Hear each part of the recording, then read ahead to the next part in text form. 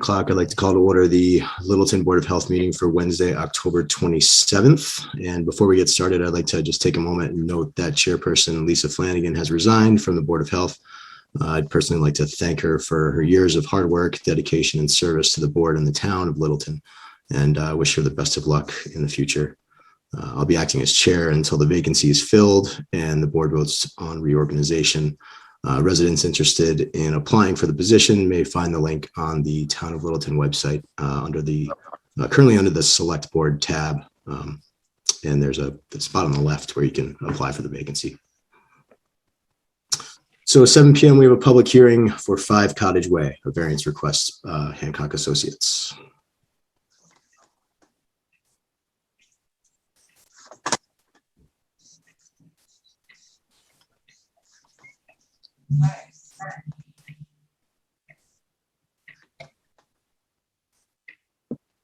Good afternoon. Can you hear me? Yep, Jacob, we can hear you. Okay. I'm not sure if my coworker Doug is on right now. He was originally supposed to be here for the hearing, but we can get underway anyways.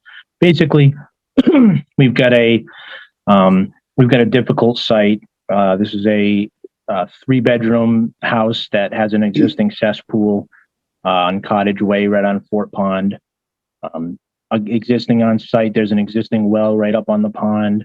There's a gray water system adjacent to the pond right outside that 50-foot well. Oh, actually, is it okay if I share my screen here? I'm going to raise my hand on this other device. Please.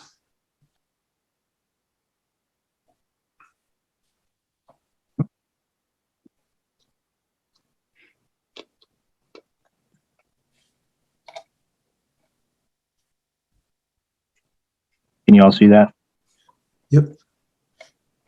So let me just zoom in here. So basically, it's a busy plan, so I'll take a moment to just kind of break it down for you. The house is here right up on the pond. This is within 50 foot, basically 50, 60 feet of the pond. Right here is our wetlands line along the edge of the pond there. We've got our existing well, which is within the wetlands line right up on the edge of the pond. We have a gray water system that's taking all the non-sewer flows right now from the sinks.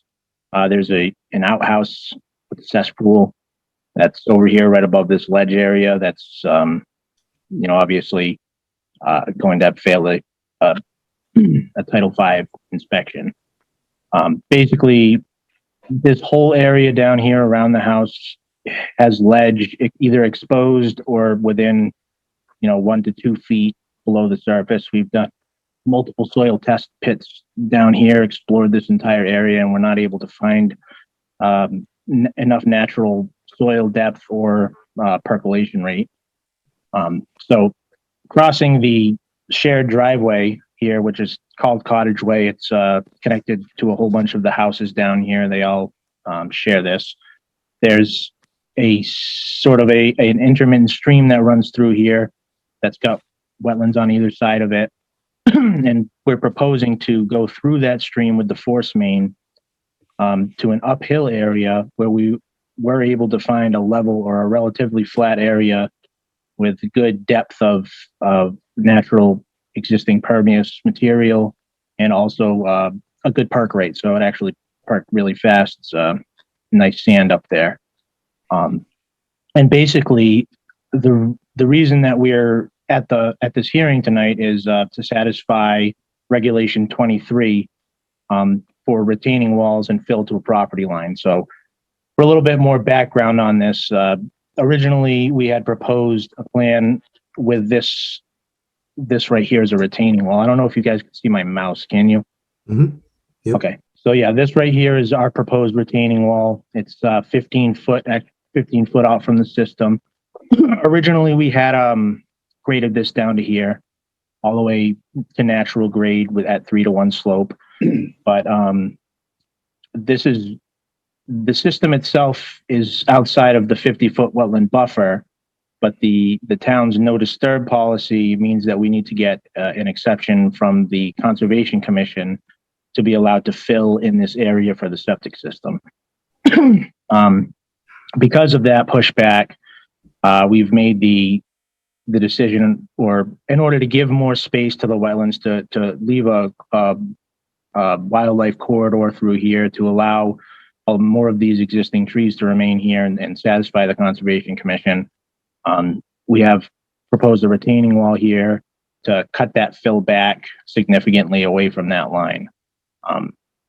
In terms of the 10-foot fill to abutters, the primary system here, which is these two trenches, T1 and T2, fill will be, just trying to zoom in here.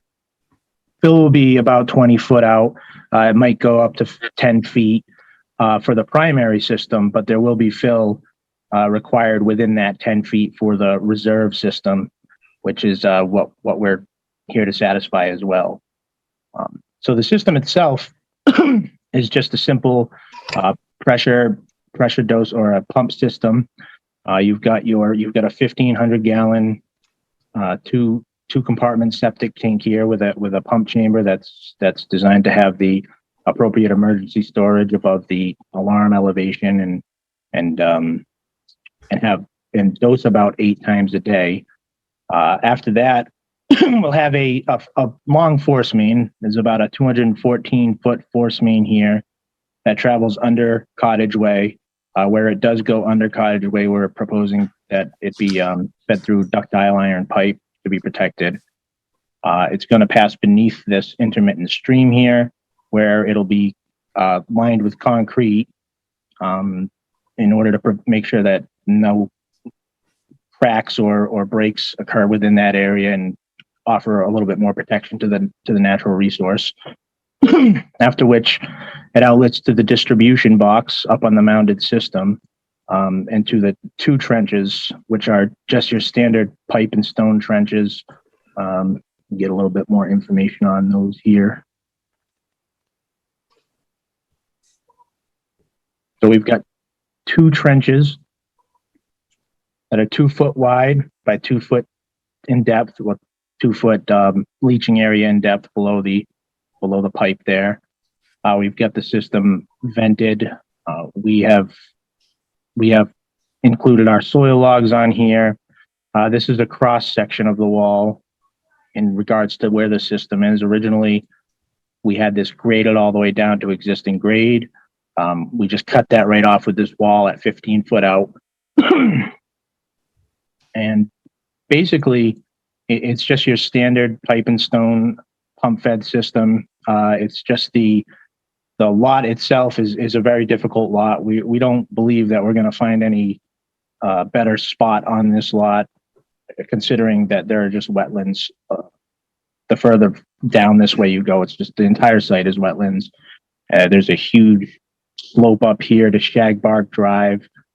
So there, in order to extend a force main to any other part of the site would basically just be impossible, or at least prohibitively expensive. As far as an overview, I think that's it. I'd be happy to answer any questions. Thank you. Thanks, Jacob. Jim, did you have a chance to put together comments on this? Sure. So as Jacob mentioned, it is a challenging lot because of the ledge primarily, but also you've got the pond on one side and wetlands throughout the site. We were able to find decent soil there. Retaining walls are allowed by Title V.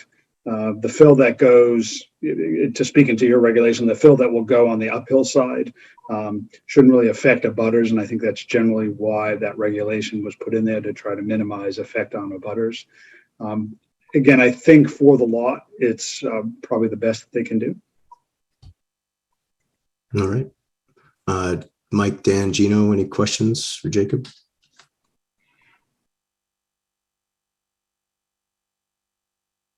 Dan? I know you mentioned that because of the wetlands, you talked to conservation. Have they given preliminary approval for the work in the wetlands, or do you still need to go before them for approval as well? We still need to go before them for approval, but we wanted to make sure that this design was acceptable with you guys before we did that. No, just curious, because again, I realize it's always a challenge when you have to go before multiple groups. I was curious of where we were in the process. So no, I don't see any or have any questions about it. Mike or Gino? I don't have any problem. I just have one question that has to do with the pipe under the stream. I take it, I'm just going to ask because this is maybe the second time I've seen something like this, if I'm lucky. Jim, I'd appreciate a comment on whether or not this particular passing through, how safe, how protected is that stream in the surround from, shall we say, accidents to the pipe? In other words, what's the protection that gives confidence that this is an okay thing to do? That's what I'm, there's a risk there's a risk assessment here, and I'm just trying to get an idea where this is. Sure. So I think two things. One, force mains have to be a heavier class of pipe, so that pipe is heavier. Second, they're going to encase it in the ductile iron pipe. So that's that big steel pipe you see on the side of the street when they're doing water lines. So for protection against traffic over it, that should be able to handle that. I'll let the engineer speak to that. And then making sure you bring that up above the stream on either side. If you have that pipe encased in that ductile iron, if something were to break, hopefully it's going to be caught in that ductile iron pipe and not go into the stream. Great, that's very helpful. Thank you. Yep. Jacob, is there a clean out on the force main? There's only a clean out inside the pump chamber. There's not a clean out structure on the force main.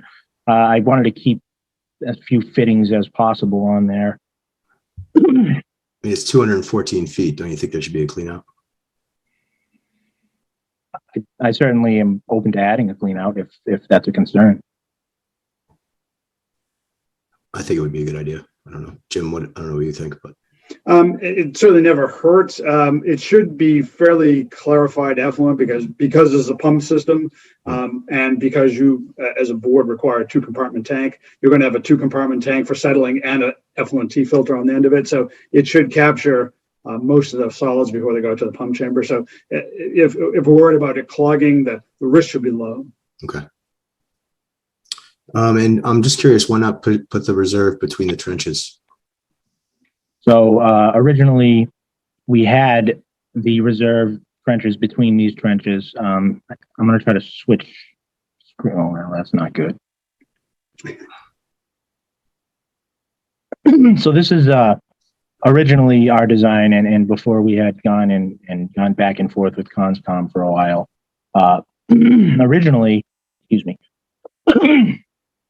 we had the trenches not between, but next to the main system here, because we wanted to ensure that we could keep that main system over the primary preferable soils. But going back and forth, and I believe it was something that Jim Gareffi and Doug Andryzik had spoken about some point during the conversation on this project, but we felt a little uncomfortable about putting the reserve where this ledge starts to peak up here, just based on the fact that that ledge has been shallow all throughout this other slope area here. So we really didn't want to risk having to build or going into attempt to build the reserve system, having a groundwater issue, and then having to go and ask for local upgrade approvals and all that stuff when we can appropriately have an approved area now. And Kevin, if I might speak to that just a little bit. Yeah. So this was the original design that came in, and when we dug the test holes on the site, you can see all the outcropping all over the place. And I wanted to make sure they designed the system where we knew there wasn't ledge. So I asked them to design right on top of the holes. Nice. And then final question I have is, how tall is that retaining wall? It looks like it's like 6 feet.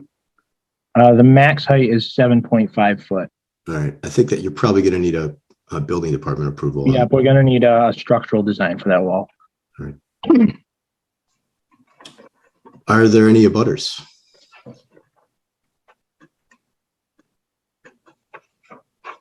Ken McDonald has his hand raised. Okay.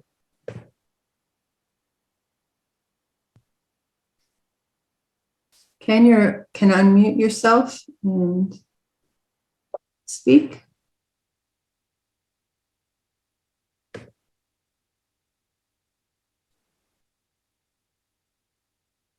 Ken McDonald, you can state your Can you name hear and me? address. Yes. Can you hear me? Yep, we can hear you now. Great. Sorry for the delay here. For some reason, my headset microphone is not working on the Zoom call. Ken McDonald, 42 Shagbark Drive. I am in a butter, and I just have a few comments. I think to start, it's important for this board to know that this project has been presented to the Littleton Conservation Commission seeking approval over the span of 5 public hearings, but no approval has been granted. The commission has stated on multiple occasions, including when this updated plan you see today, showing the retaining wall was proposed, that this septic system, and I quote, would be hugely impactful to the stream and the pond. One member, who is now the commission chair, stated that she could not support this project. In addition, letters and emails representing over 60 individuals who swim and fish in the pond have sent to the commission asking for this project to not be approved. Given there are only 30 some odd lots on the pond, this represents the vast majority of the public interest in this matter. Hancock has stated, and I think Jim Gareffi, you mentioned as well, that that there's wetlands throughout the lot, and maybe you're just not aware of the lot itself. It actually contains 6 acres of land that go well beyond Shagbark Drive and well beyond the wetlands that are there. When this neighborhood, the original developer created the neighborhood, it's called Kimball Shores. They did so in a way so that year-round homes could be built on each lot away from the shoreline. And of the 15 lots that comprise Kimball Shores, 11 have year-round homes today. None of them are located along the shoreline. So there's nothing limiting the use or preventing the owner of 5 Cottage Way from installing a septic system on their 6-acre lot and building year-round home, just as the 11 other owners in Kimball Shores have done. I understand there is within the Board of Health Title V regulations a criteria for requesting a variance that places the burden of proof on the applicant to demonstrate that not having a variance would be manifestly unjust.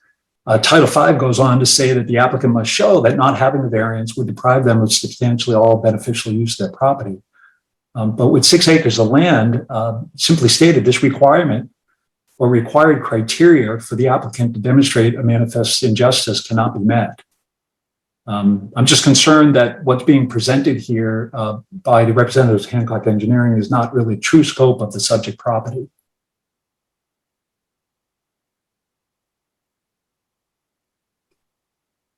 Is that your only comment? It is. Okay. Oh, I'm sorry, I had a question as well. You mentioned that the wall was 7.5 feet high. How long is the wall, and how much fill would need to be brought in to support this this raised bed leach field?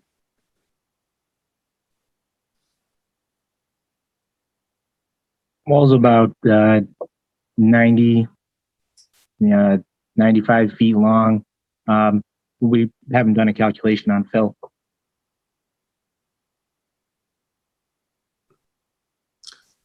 Jim, do you know if any testing, and maybe Jacob, you can speak to this too, if any testing had been done on the other side of Shagbark Drive on this lot, and if it were to be possible to place a system up there?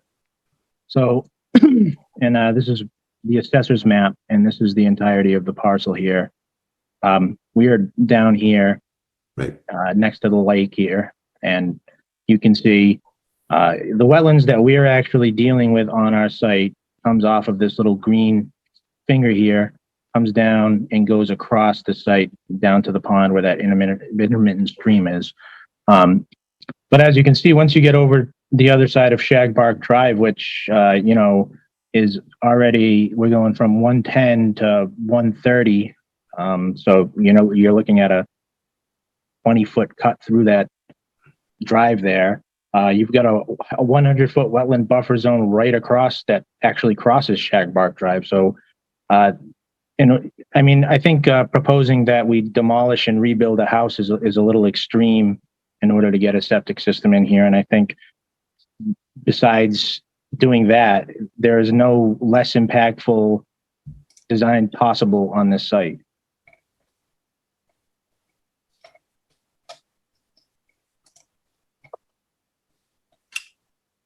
Any comments from board members at this point?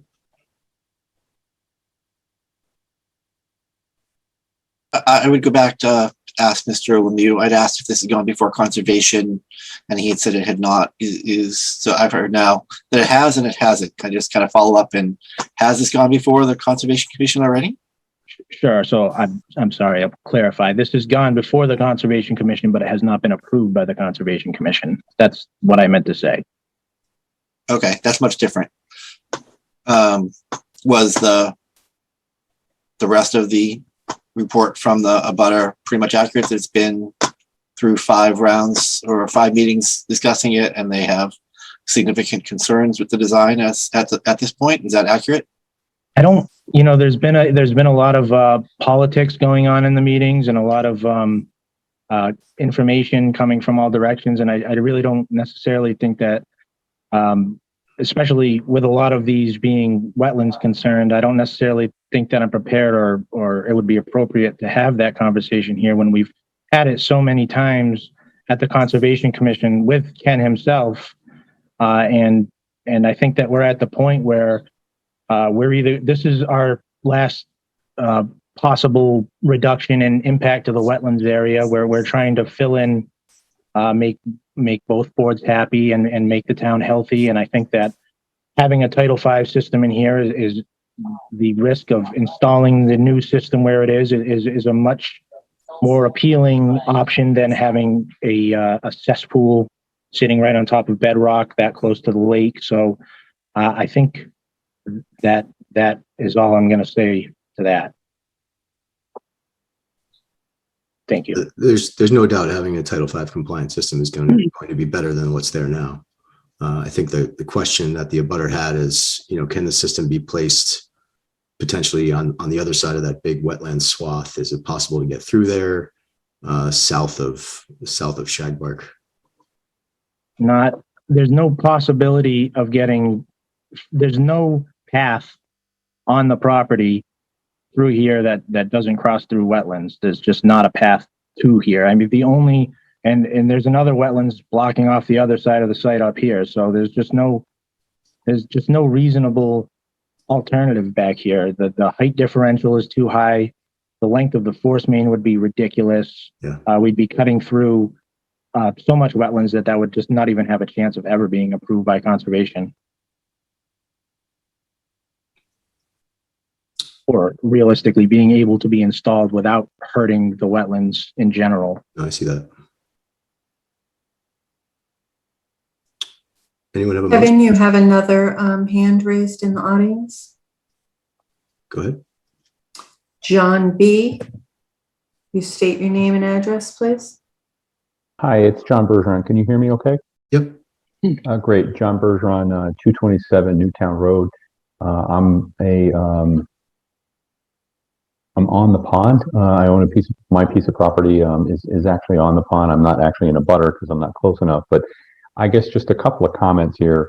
The first thing is I've heard some kind of, I'll say, gross, commentary on it's not possible, we can't do this. I'd actually like to see a plan. As an engineer, I think that, sometimes, we can get surprised by what we can find when people come up with creative solutions. And I think we ought to consider creative solutions. And I know that, one of the other abutters, I think immediately adjacent to this property is also proposing something. And I think one of the options that ought to be considered is a joint, a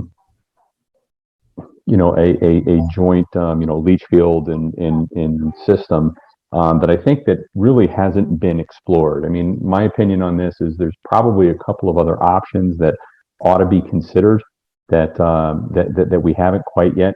I have a genuine concern as a fisherman and avid user of the pond about the questions that were asked earlier about the the pipe that's traversing the stream that actually feeds the pond. And my concern is that between that and the wetlands and the abutment and the the retaining wall that would be required of substantive height and length, that we're just kind of setting ourselves up for potential issues in the future. I think with 6 acres on the lot, just to be blunt, I think it's hard to believe that we've explored all avenues yet. I haven't seen any proposal of it would be a monstrous cost or any kind of cost estimate. And I think those are avenues that are worth exploring. Even if it's just in a preliminary status. The only other comment that I had and was that I think that Mr. McDonald's comments about it's been in front of the commission 5 different times and didn't hasn't been approved is accurate, because I've been at those calls. And so just for clarity and consistency, I wanted to make sure that was well understood. And those are my only comments. Thank you. Thank you. I'd just like to clarify something. We're not asking for a Title V variance. So I don't know where that came from. We're asking for approval of the system, and one of the requirements of that with the retaining wall here is to present it at a public hearing. There's no Title V allows retaining walls, so there's no variance required for that. Jim, was there any testing done on the other side of Shagbark Drive up the hill? For this property, no, there was not. And have you gotten an application from an abutter to put in a system?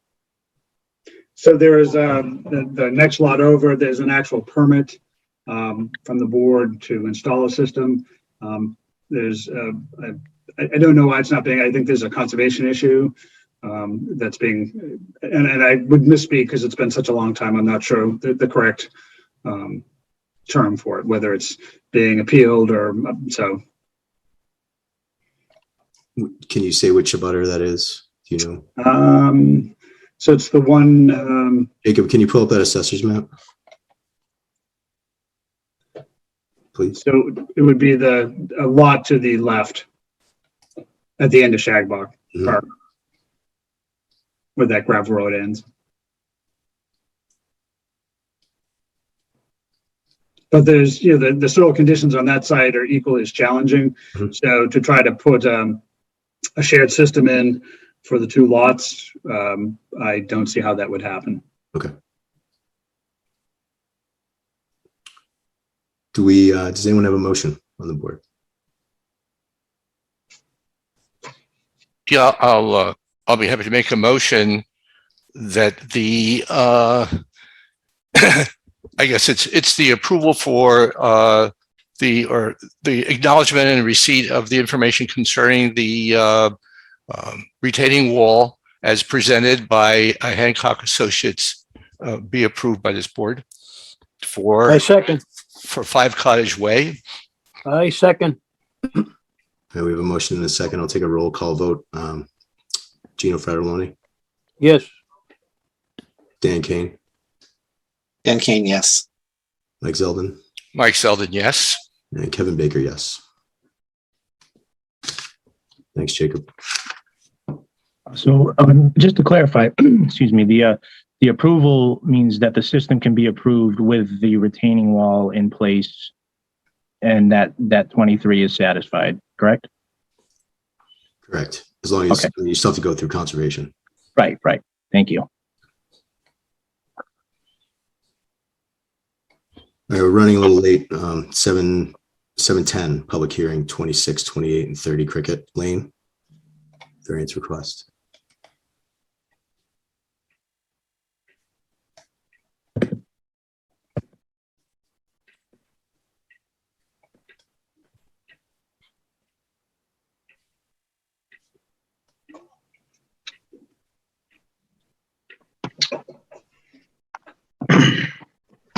Good evening. Brandon Ducharme with David E. Ross here on behalf of Peter McAnespy. Hi.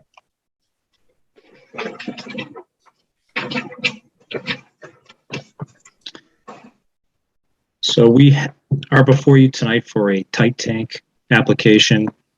The property is actually 3 existing properties, which is at the end of Cricket Lane, down along Spectacle Pond Road.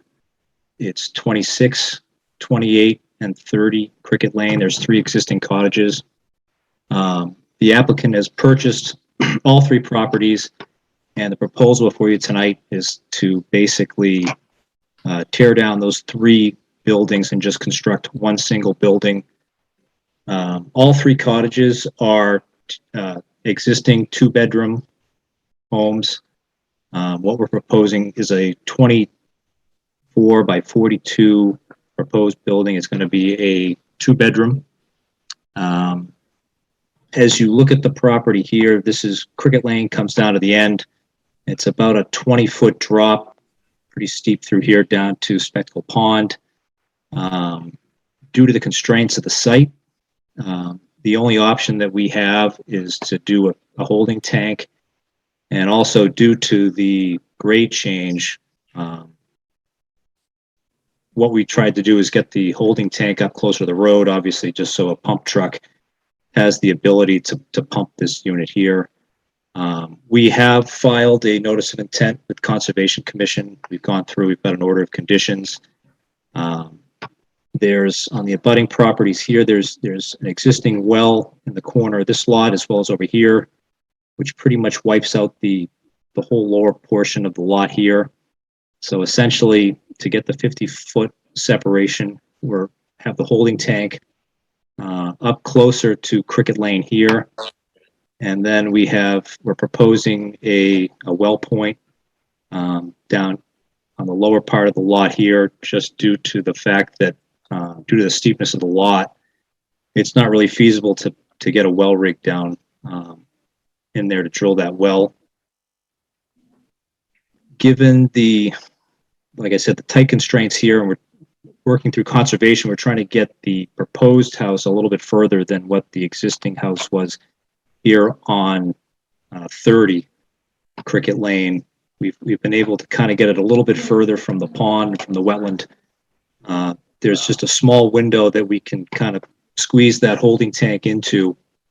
So one of the applications or the variants that we have before you tonight is for the local upgrade approval for a setback requirement between the property line and the proposed holding tank.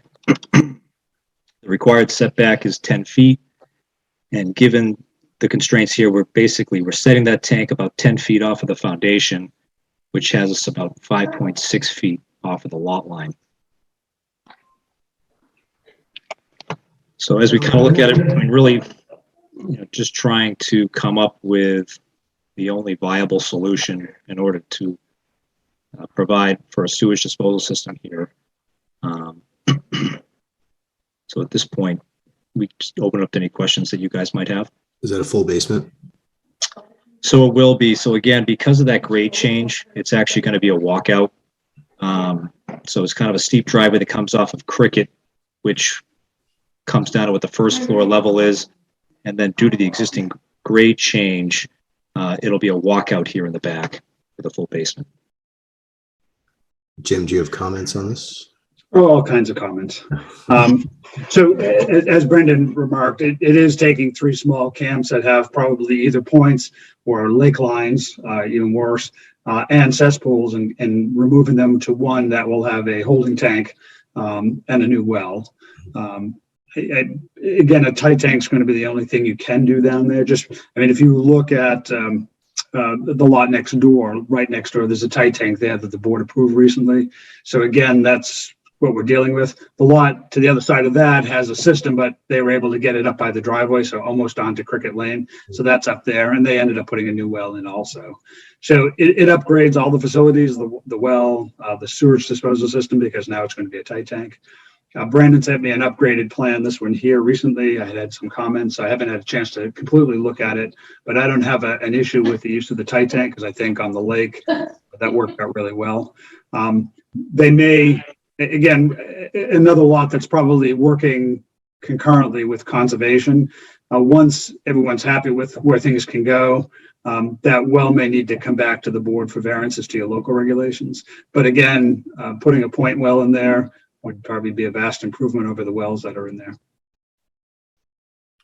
Any board members have questions or comments?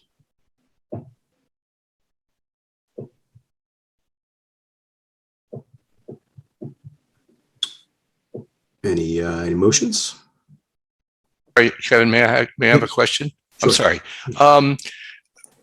Although I don't think it's officially on your has the water that is proposed to be pulled from this well, has it been, shall we say, tested? So obviously it's proposed well.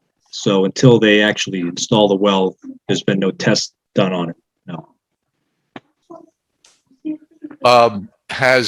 Do you know whether or not the other nearby wells have passed the tests for human consumption? The reason I'm asking this has more to do, broadly speaking, about wells in town that are not, very frankly, not on town water, not because I'm looking for business for them.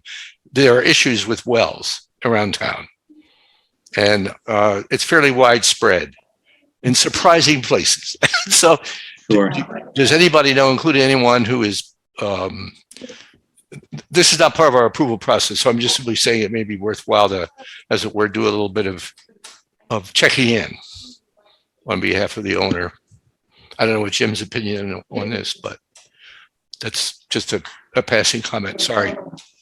Yeah, I don't have any firsthand experience with the testing done on some of the abutting wells. I don't know, maybe Jim, I know some of them are newer. Do you have any information on that?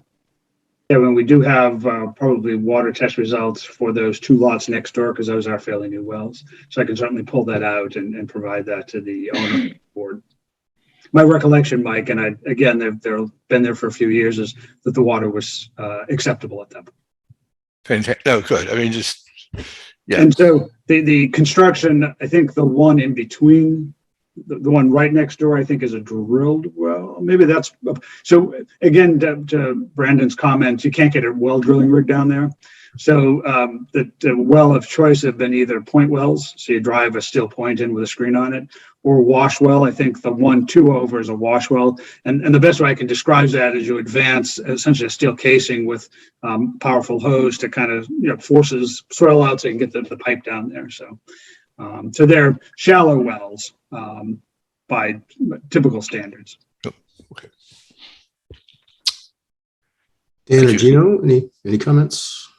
Questions? It looks like it's a incredibly challenging lot. I'm not sure if I see any other options there either, and it sounds like we've already approved, a tight tank system for the lot next door. I don't see another choice. Again, it's beyond the scope of this variance, but again, I'm also kind of concerned about access to adequate water and potable water out of that space, because wells are tight, particularly a shallow well that close to floodplain. It looks like it's right on the floodplain. It's on the edge of the 100-foot floodplain, or within from the plan. It looks like it's within inches, but it's hard to say from the plan. Yeah, it's just outside of that 100-year flood elevation. And again, it's 3 existing properties. So, kind of the benefit of this, and certainly when we went through conservation, is we're taking, potentially 3 properties and coming at it with 1. And again, just keeping it a 2-bedroom. But certainly, yeah, that the proposed well, the only place we can get it, we're really just outside of that 100-year flood elevation.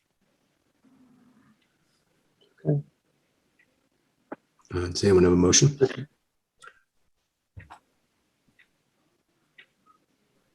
Is this a Title V variance with a tight tank system? I did not see. Yeah, it's The way the code reads local is- upgrade rule. It's an approval. It's a combination of things, right, Brendan? It's approval for the offsets, and tight tanks are kind of an odd thing. Boards have to approve the use of tight tanks. Correct. At both an approval and whatever local upgrade approvals that he needs. Hey, Jim, can I ask you a question? Okay. The tight tank, doesn't have to be cleaned up every 2 years? So with a tight tank, the way they work, they're sealed. So every gallon of water that goes into the tank stays until you have it pumped out. I know, right. So, if they were using it, they're going to have to pump that a lot more than every 2 years. I usually tell people when they have to have a tight tank installed, it's Right. like having a second mortgage, because you're going to pump it at some Right, frequency that is a lot more than once or twice a year, like maybe a regular homeowner. Yeah, as long as Yeah, they know, they should put it like you say, maybe every 8 months, maybe be appropriate, because it's a 2-bedroom. It's only maybe 2 or 3 people. So in the tank, Gino, they'll have floats and it'll set off an alarm to let the homeowner know that the tank is 3/5 full, so Good, they can actually good. call a pumping contractor to come pump it out. Thank you, thank you. I make a motion to accept. 26, 28, 30. Is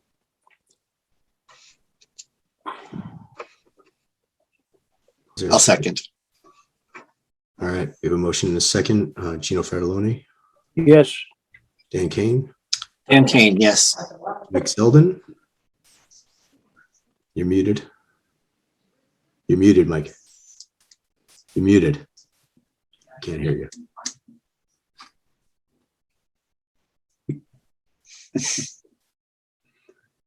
come on, Mike.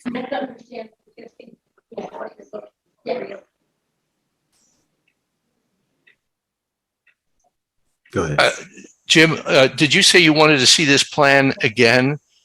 So Brandon revised it, so I want to take a look at it, make sure the comments that I had sent are all in place.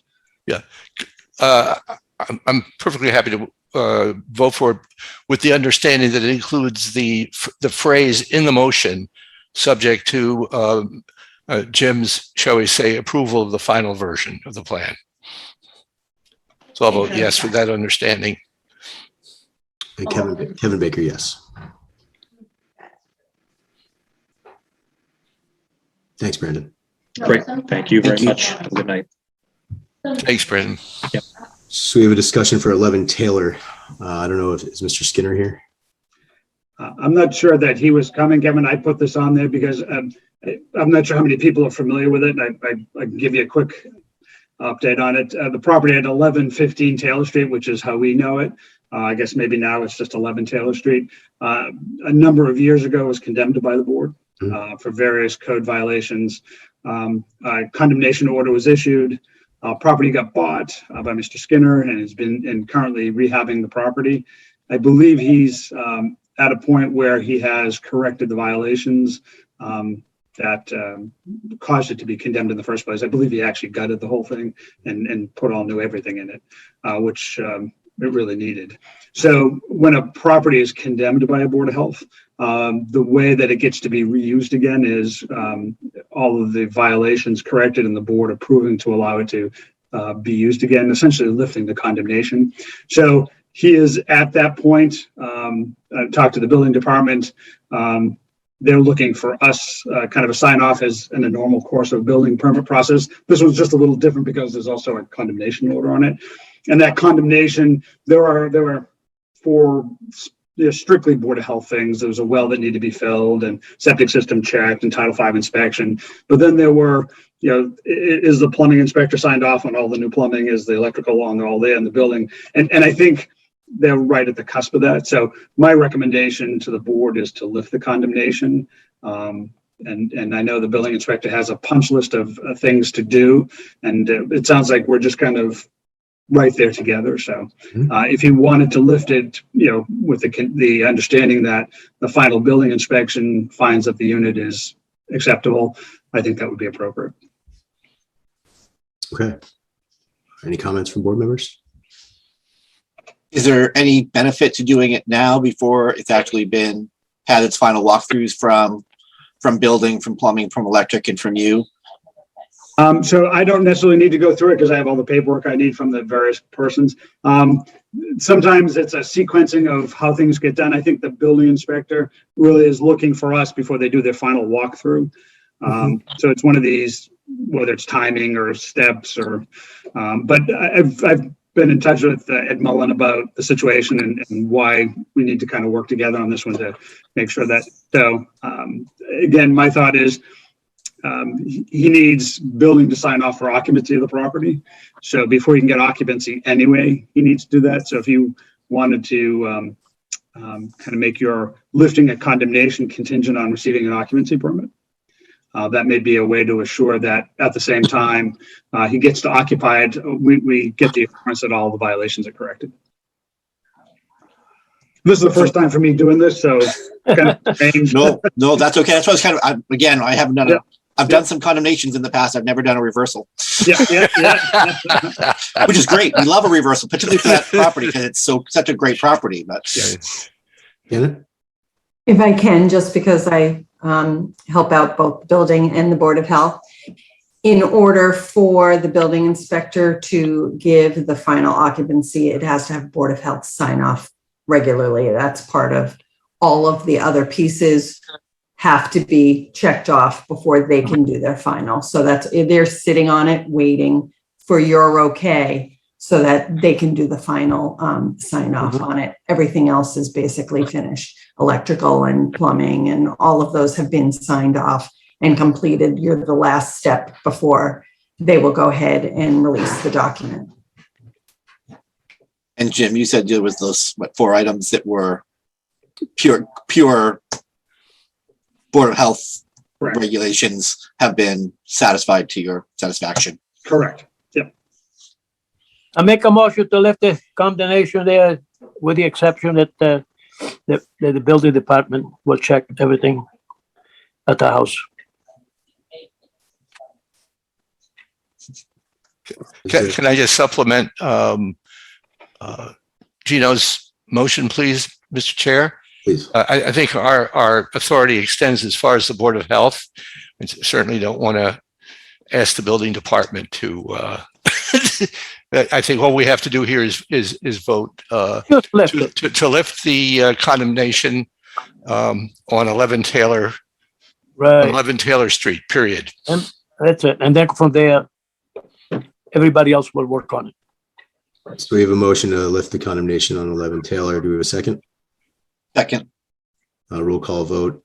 Gino Fratelloni, Gino Ferroni, yes. Dan Kane, Dan Kane, yes. Mike Zeldin, Mike Zeldin, yes. and Kevin Baker, yes. Beautiful. Can we skip the 7:30 and go to 7:40? Because Agreed, yes. So 7:40, we have a discussion, COVID-19 update with Jim and Katrina. Jim, you got any good news? Well, I sent Mike some numbers earlier today, and it looks like the numbers are trending down. I don't know how this past week's numbers figuring on how the 2-week rolling will be next week. The numbers don't seem to be coming in as much, so hopefully that's a good sign. Our daily numbers for the entire district seem to go up and down. Some days, I mean, we've had them as low as in the teens for the district, and but still, like today, getting numbers that were like 34 to 38 cases a day. Again, that's for the whole district. So I don't know if this is kind of the start of maybe something good, and we're just kind of uttering it. I hope so. Yes, exactly. But that's those are the numbers that we're seeing now, and the same kinds of things. Because I think Mike had asked me to take a look at the numbers, and I think I had given that to the board before. Yeah. You know, it's households. Primarily, it's people doing things that normal people do, like going out with friends for lunch and somebody doesn't know they're sick, or going to concerts, or so I'd like to be able to point to one thing and say, well, that's what it is. But you know, taking a look at the information that's in the contact tracing notes, that's really what I could come up with. So. Yeah, and so you had sent the note that for the period of October 19 to October 26, the week period, there were 8 confirmed cases. Yes. So this last week, as you had asked, yep. Keep going down little by little. New cases. I'm sorry. Yep. Katrina, are you ready? Sorry, Ron. Okay. All right. Yeah, I can start. Everything just rearranged again. So we'll jump in. So the good thing is the state as a whole has kind of been stable for the last few weeks. These really haven't changed since the last time I presented to you. They're pretty much in the same range. So 7-day average of cases statewide is about 1,000 cases per day, 1.6% test positivity. The 7-day average of hospitalizations is around 540. I did notice there's a little uptick in bed occupancy, which is not just COVID related. So the number of medical or surgical beds that are occupied right now is currently 91% per today's report, and 82% of ICU beds. That's a little higher than we've been running, but there's probably other reasons people are in the hospital getting care. There's around 10 deaths reported each day. And so the nice thing is this has been stable for a few weeks. So when we look at the CDC community transmission rates, we are just over the threshold for high community transmission for Middlesex County. We were for a week in the orange substantial community transmission, but that was just below the threshold. So we've kind of bounced right around the threshold right now, but we've been holding around 100 per 100,000, 100 cases per 100,000 people for a few weeks now. So again, stable. And other things that are looking stable are the case rates by age group. Currently, this data comes out on Thursday, so this will be updated tomorrow. But so as of last Thursday's DPH report, over the 2-week period, the highest, the 5 to 9 and 10 to 14 age groups had the highest rates, but they had been stable over the last 3 weeks. 0 to 4, 15 to 19, and 20 to 29, those age groups all trended lower over the last 3 weeks, and all other age groups were pretty stable. So again, 3 data points telling us that the state overall is holding pretty well. So when we look at the town, we had a few weeks where we didn't look like the state or our surrounding area. So again, this chart on the left is updated through last Thursday's data from the DPH. This is that 52 cases. And as Jim just reported, I think he said 36 cases for the last 2-week period. So tomorrow we're expecting to see this number or something around it when the state publishes the data. But as you can see, over the last month, we had a week over week increase. And if this is 36 tomorrow, we're going to be about the same level as where we were the 2-week period ending October 2nd. So we're kind of like back to where we were nearly a month ago for the town. Okay. And then looking at the local trends. So this is where we've kind of identified the areas like our border communities, literally the towns that touch the border of Littleton. The next group out is surrounding communities, 495 county and state. And we kind of track our trends against all the other areas. And as you can see over the last little bit of period, again, this data ends last Thursday. It will be updated tomorrow. We didn't look the same as any of the areas around us. So we trended a little differently there for a while. So last week's rate was 38.1 per 100K. We were having our border towns around just over 15 per 100K. So we looked a little different. And then same with test positivity, we were 4.5%. So that's number of positive tests over total number of tests conducted. Our town had 4.5%, whereas every other area we were looking at was less than 3. And when we look at that CDC Community Transmission Map or rate for the last 7 days, we can see that again, that Littleton we had a quick peak and then we kind of flattened a little bit. And then tomorrow, given that 8 cases that for 1 week period that Jim just mentioned, we should be back down in range of the state and Middlesex County. So we trended up for a while. We're hopefully trending back down to meet the area around us. So just for clarification, 8 would put us at like the 80 mark. Orange. Yeah, I think it's right. Just like, if anything, it's going to be right at the line. Okay. I think. I haven't looked at that number for a while, but yes, for a 1 week period, not a 2 week period.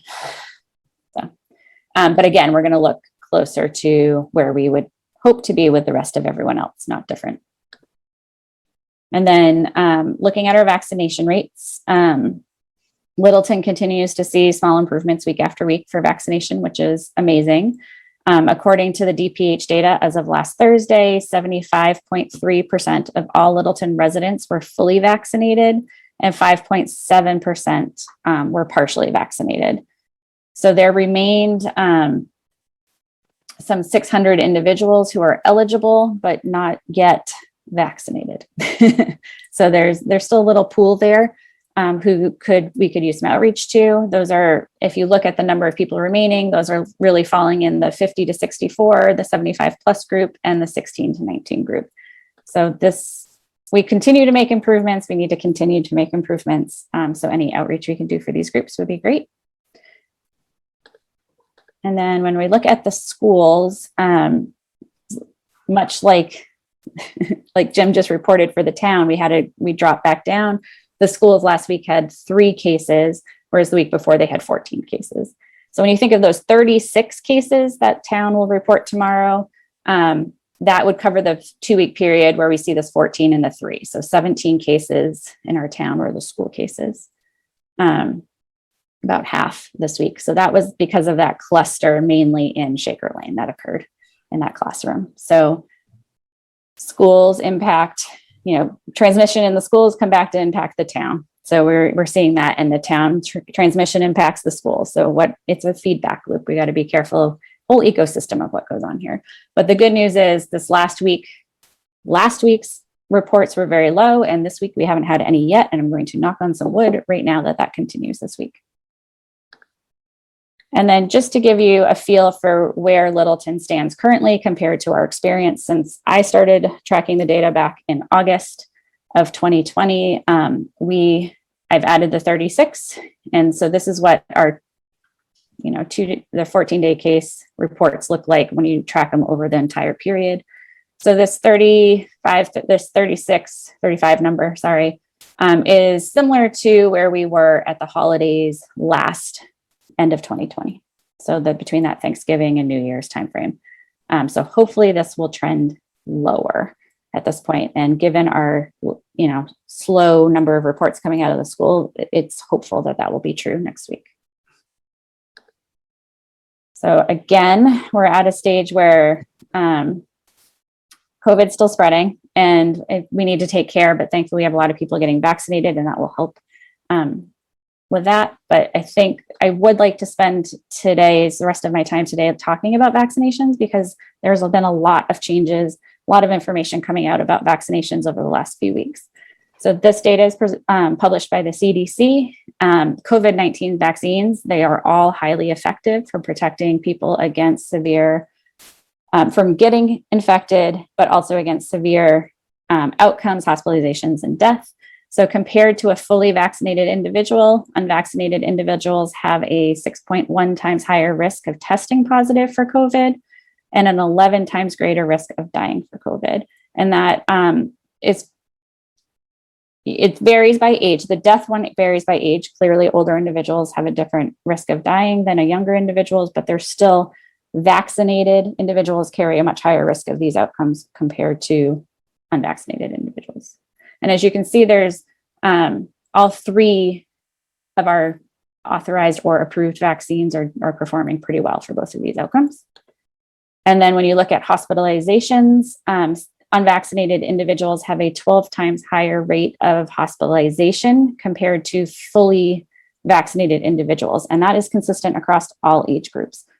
So again, vaccines are doing exactly what we had wanted them to do, which is protect against severe disease.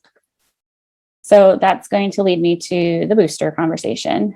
So now, as of, I think it was a week ago now, it's recommended that boosters are available, I should say, for all 3 of the vaccines that are available in the US.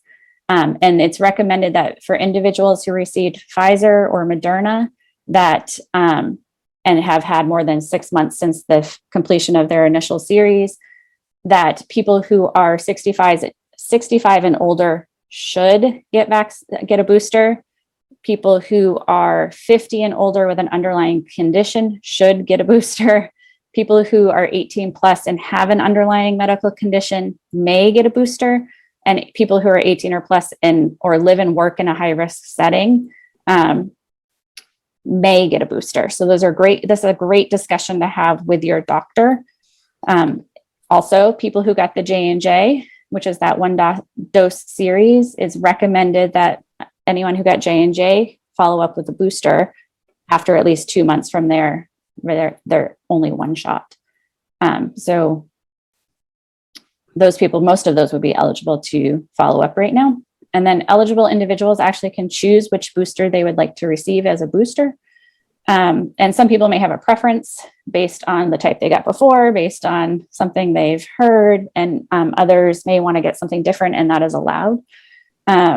So that mixing and matching is something you can choose. So again, this is a perfect conversation to reach out to your doctor or nurse, go talk to the pharmacist with any questions you have about vaccine boosters and which one might be right for you.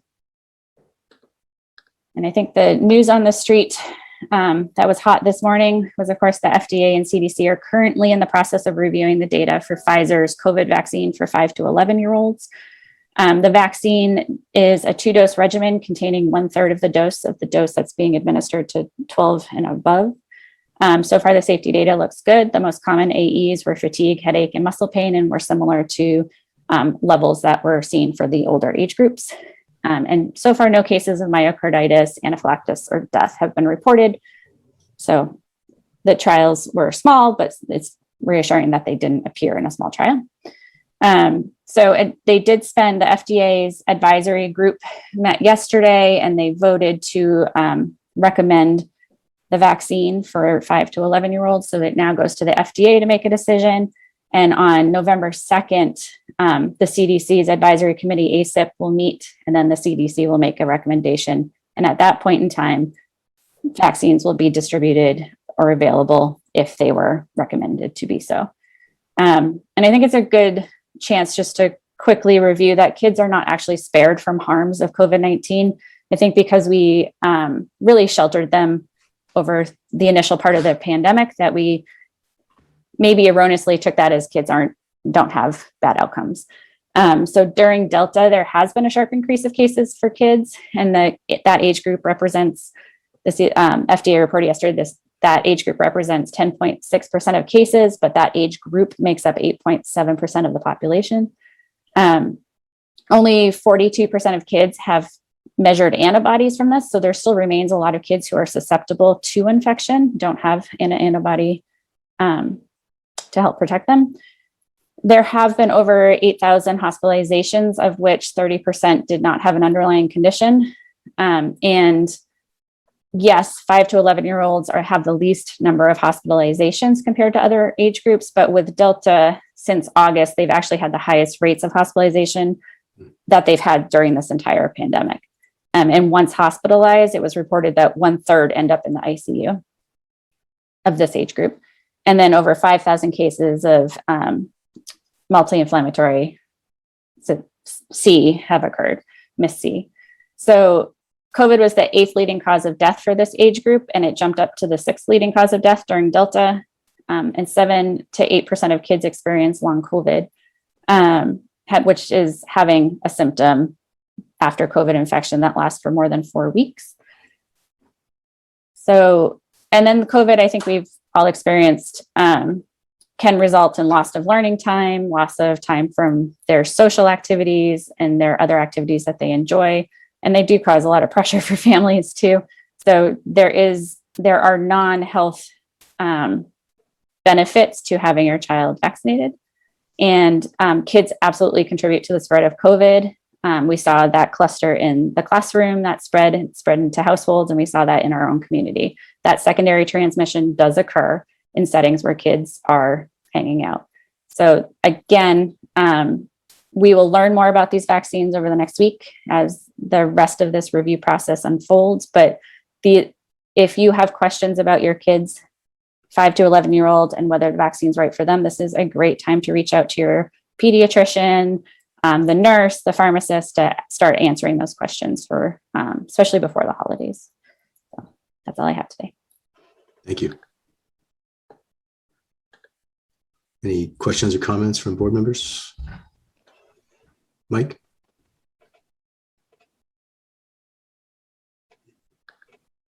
Thanks, Katrina, for the usual thorough job of not only going into the numbers, but also laying out the implications thereof. I'd just like to amplify one point that sort of fits in with what we are increasingly understanding about kids in COVID, and that is this particular virus has one particular trick that makes it so successful in terms of making people sick, young or old, and that is it fools our immune system the minute it hits us, whether you're 5 years old or 80-some years old.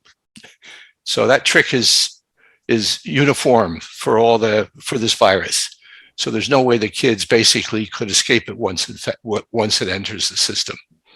The outcomes may appear to us be different, but I want to keep in mind that we're still at the beginning stages of understanding the quote, long-term effects of being infected with COVID, multiple infections with COVID that may be covert. I would be humble in the face of our ignorance about how COVID really works, not only for older folks, but for ourselves. This is for older people. I would suggest a great deal of humility in asserting anything having to do with natural immunity, or you don't have to be vaccinated, or any of that. This virus basically has a very, very interesting trick, and the trick is profound. So again, thank you, Katrina, for outlining all the, shall we say, the results of getting infected. And the other point I want to make is that as I may have remarked several sessions ago, I've started thinking about and talking to others about, quote, living with COVID. That is that we may in fact be at the beginning. I hope we are, given our vaccination rate, which I hope continues to climb, the beginning point of where we're going to be living with a virus for some time that is so contagious. And the vaccine technology we have is not yet at the point where it can, quote, sterilize. The CDC and the FDA have made it very, very clear, as we have discussed even earlier, back in the 2020, that the vaccines were not going to be sterilization. That is, you're not going to get free of this, of the virus. So we're going to be living this for quite a while. And make no mistake, I'll just leave you this notion. This is not the flu. This is more like measles run wild. So I hope we can, and with other, shall we say, boards, and with the help of the CDC, start coming up with basically a plan for us to address the ongoing, continuing, what we'll call embers. I don't want to mislead anyone. We're going to be dealing with this, shall we say, a constant rate of infection, underlying infection, for quite some time. And so we have to understand how to deal with it. Thanks, Mike. Thanks again, Katrina. Dan? Again, thank you, Katrina. Your expertise is always appreciated, and the amount of time that you donate to our town, to our friends and neighbors is always valued. Again, where Mike is, same kind of thing. I think we are, in fact, going to end up with a background level that we're going to have folks who are sick. We have folks who are, are long COVIDs, despite vaccination or not. That I agree. We're not there yet. I am very, very happy to see our numbers coming down. I think our numbers were up higher than just simply the Shaker Lane cluster compared to our neighbors. It was not simply, I don't want anybody to go, oh, it was just that little cluster and that's why our numbers were so high. Yes, that was why they were that high. But even taking those numbers out, we would still have been higher than our neighbors, which is disappointing with our high rate of vaccination and our work trying to mitigate the best we can here in town. I'm cautiously enthusiastic with our rates, vaccination rates, still slowly climbing, but getting there. And that our numbers are starting to look back to what our peers are or better. So I'm excited for the next couple of weeks and that we are in a better place. As far as, how do we make sure we continue our mitigation efforts, I think is going to be our piece of where can we most effectively do that with the minimal impact on day-to-day life. Everybody wants to go back to normal. Life is different, and that's okay. But where we can minimize some of those impacts.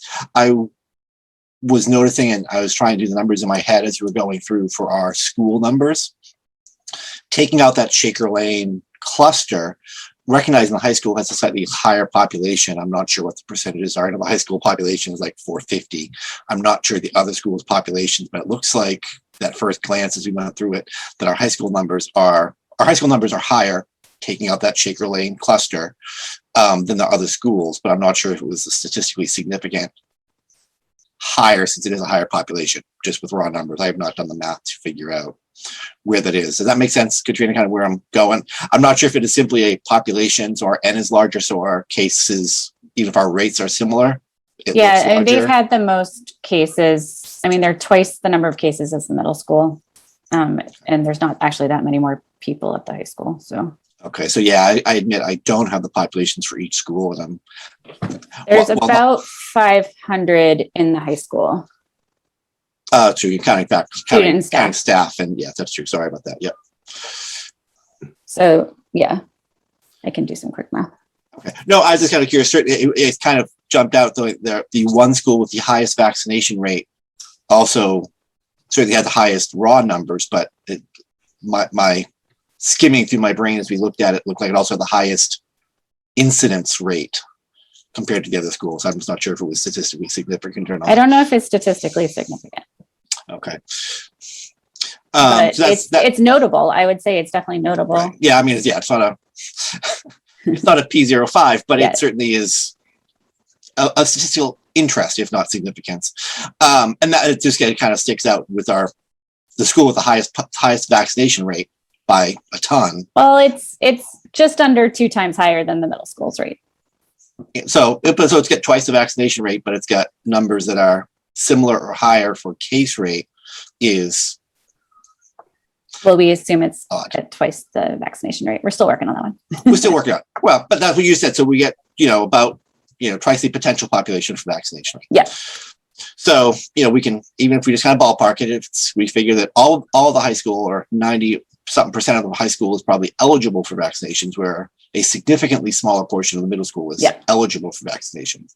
But our incident rate looks similar or higher is interesting, and certainly is having talks with a lot of folks that, high school students are different and they're more social animals than middle schoolers, and they're more independent than middle schoolers in general, and their ability to interact less supervised perhaps certainly exists. And that may be one of our community vectors where we're getting those numbers unfortunately higher both in vaccinated and unvaccinated students. And how can we minimize that so that we don't have a cluster where they shut down the football program for a weekend because of a concern that I don't want to see that happen. I want to see a Shaker Lane cluster happening at the high school and having I'll use my son's in the soccer team, and taking out all the soccer team for 2 weeks or 10 days of school time because, a couple players or a couple people decided to celebrate Friday night after their game.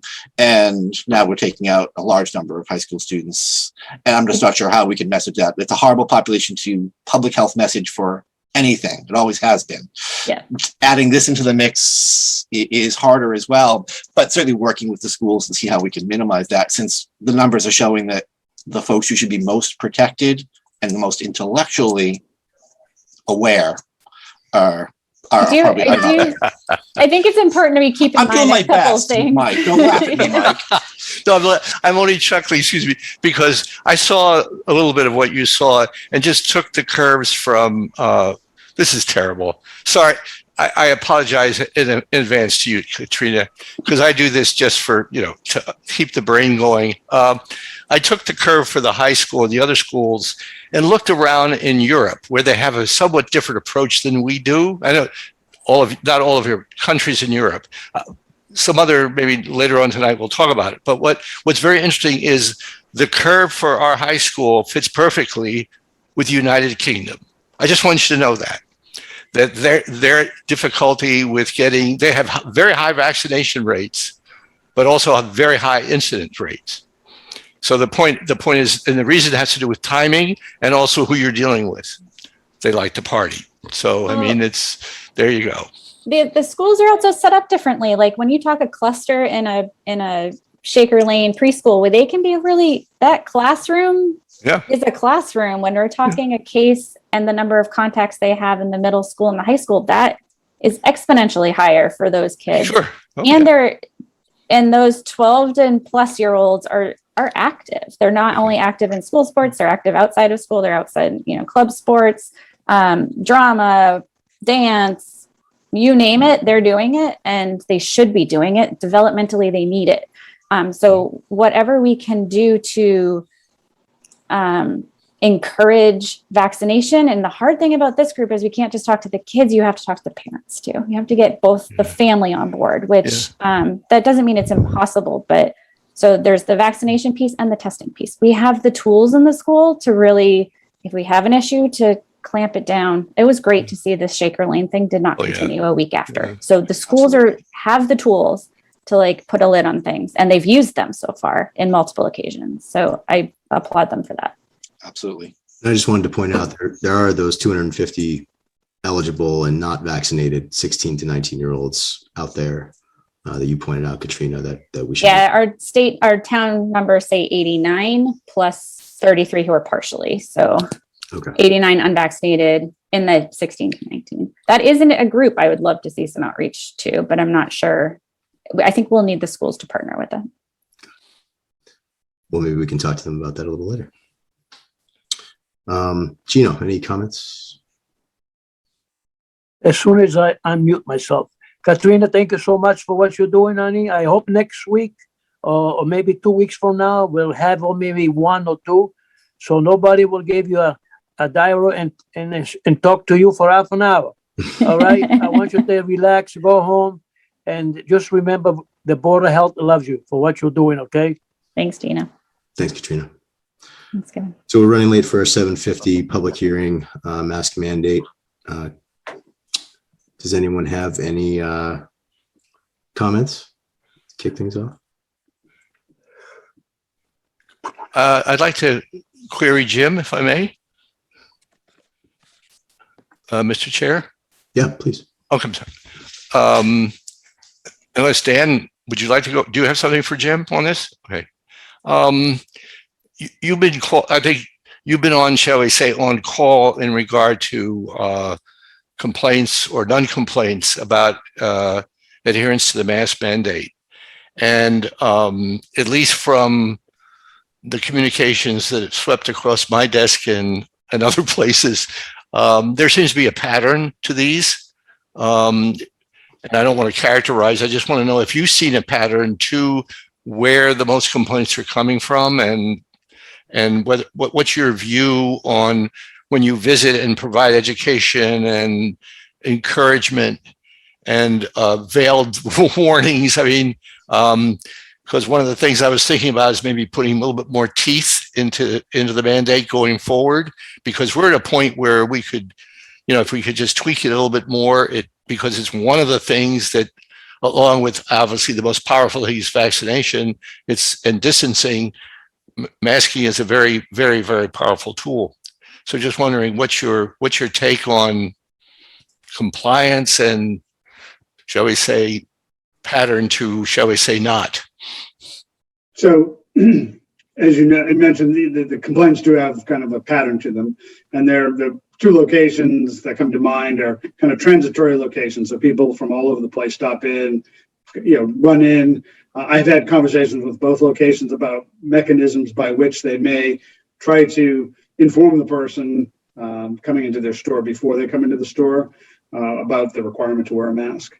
Because once they're in the store, it kind of gets back to the owners or the operators of the businesses don't really want to have their staff, for the lack of a better word, challenging or approaching customers just because of the general nature of the public in general, and how they may react. So I can certainly understand it from that perspective. So my pitch to them has always been then try to have it, nip it in the bud outside the establishment, try to make sure that you're getting the biggest educational buck outside, so that when they come in, hopefully, if I see something and it reminds me to do something, I may just do it.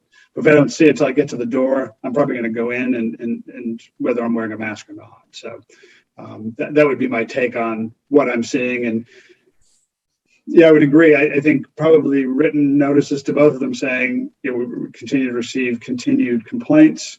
The board's next, enforcement mechanism and fines. And then because of the way your regs are written up, you have the term up to in there. So I think the board needs to decide how you want to handle that.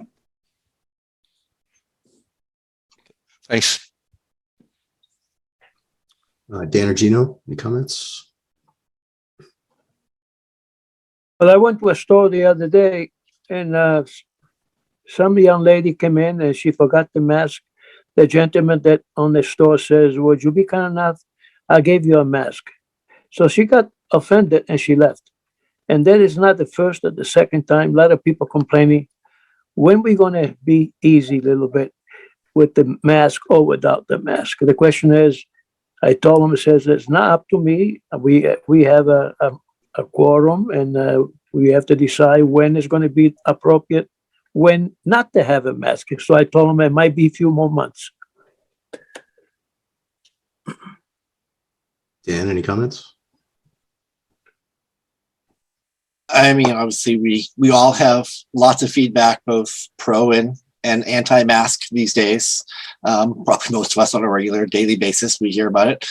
Probably not as often as Janet and Jim do, but still, even as recently as 6:45, I was getting Facebook messages from friends saying, "Hey, make it go away," or "Hey, do your best to make sure it's still going because we're still concerned." So everyone has their opinion, has their concern.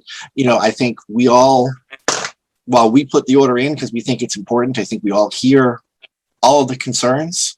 You know, I think we're seeing lots of anecdotal stories from everybody about, you know, oh, I don't go to that store because. We've also heard that I do go to that store because it's in place or it's not.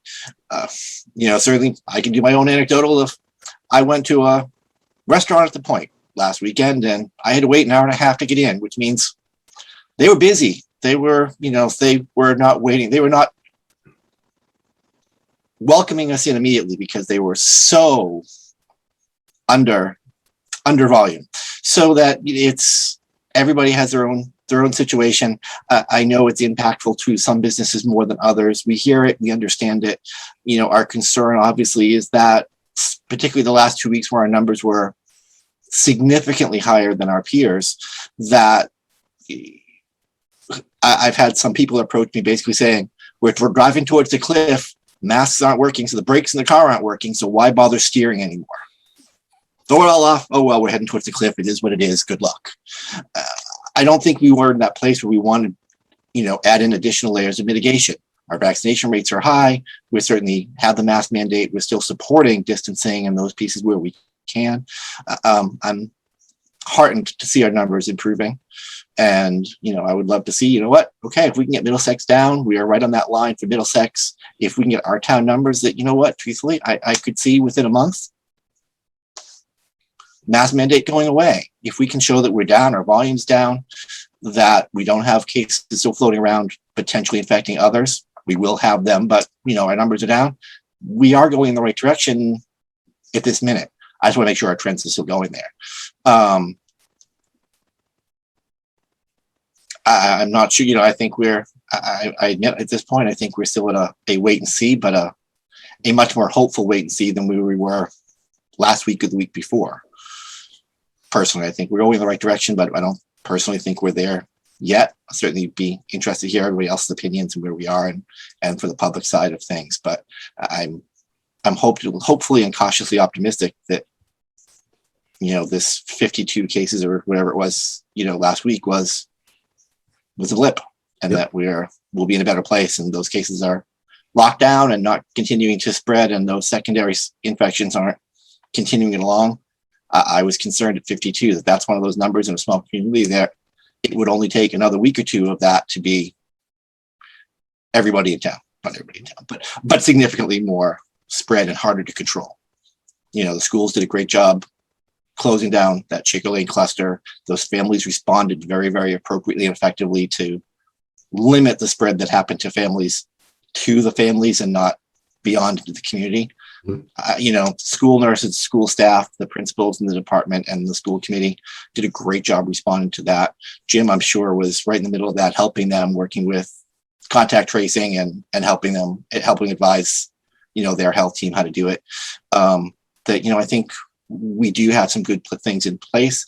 I don't think we're out of the woods, but I'm happy that we're going in the right direction. Mm-hmm.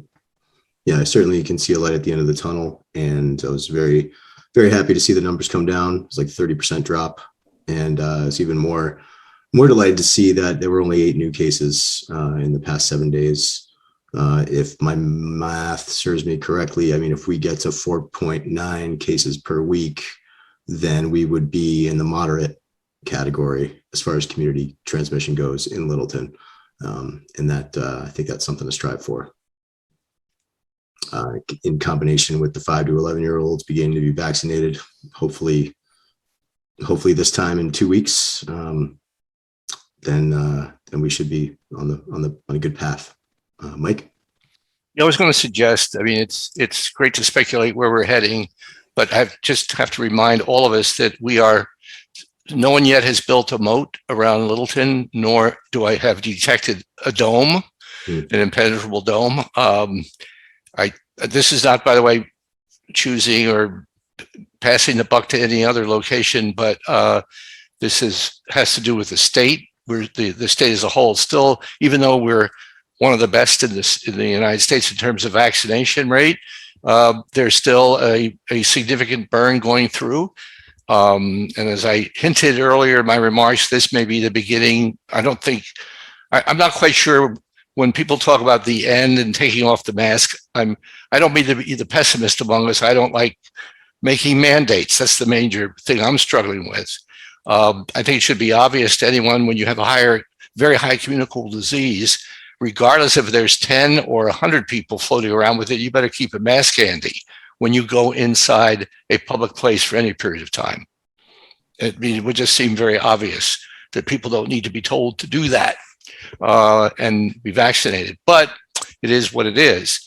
So this may be a prelude to living with COVID. Maybe not at the numbers that we saw 2 weeks ago, and maybe the numbers we see 2 weeks or 3 weeks from now. I'm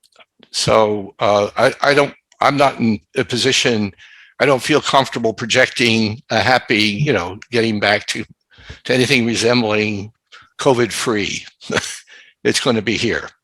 So I'd like to suggest that we, to make sure that we're always timely, not because I love extending things, but I'd like to follow Desi's formula. I think that was a very wise decision they made because the holiday's coming. I'd like to suggest that we extend the mask mandate for the town until January. So it take us through until after Christmas, the first of the year. I mean, I'm not trying to duplicate what Desi's doing. We have to look at the town as a whole. I have absolutely nothing about if it turns out that things reverse or get so much better that that we don't need the additional layers of mitigation, which include masking and distancing, especially in crowded spaces. That's why my proposal is we go to, I'll just be arbitrary and say January the 20th, with the understanding that we can rescind and modify as we move along and have our meetings and check on what's going on. Is that a motion? I'm making the motion so that you can shoot me down. Is there a second?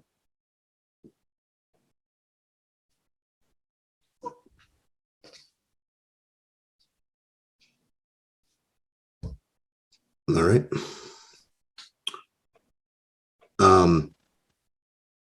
Well, I think that we're at a point where we need to review the mask mandate, and I would agree to be in line with Desi at this point, just because a lot of what we're doing is to help the community mitigate the spread, especially into the schools. We keep the schools and the businesses open. I would just say align it with Desi and January 15th for a date. January 15th? Yeah. Fine. Thanks. Wonderful. I'll second that. All right. Motion in a second. Roll call vote. Gino Fratelloni. Gino, yes. And Kane. We didn't really have a discussion on the motion.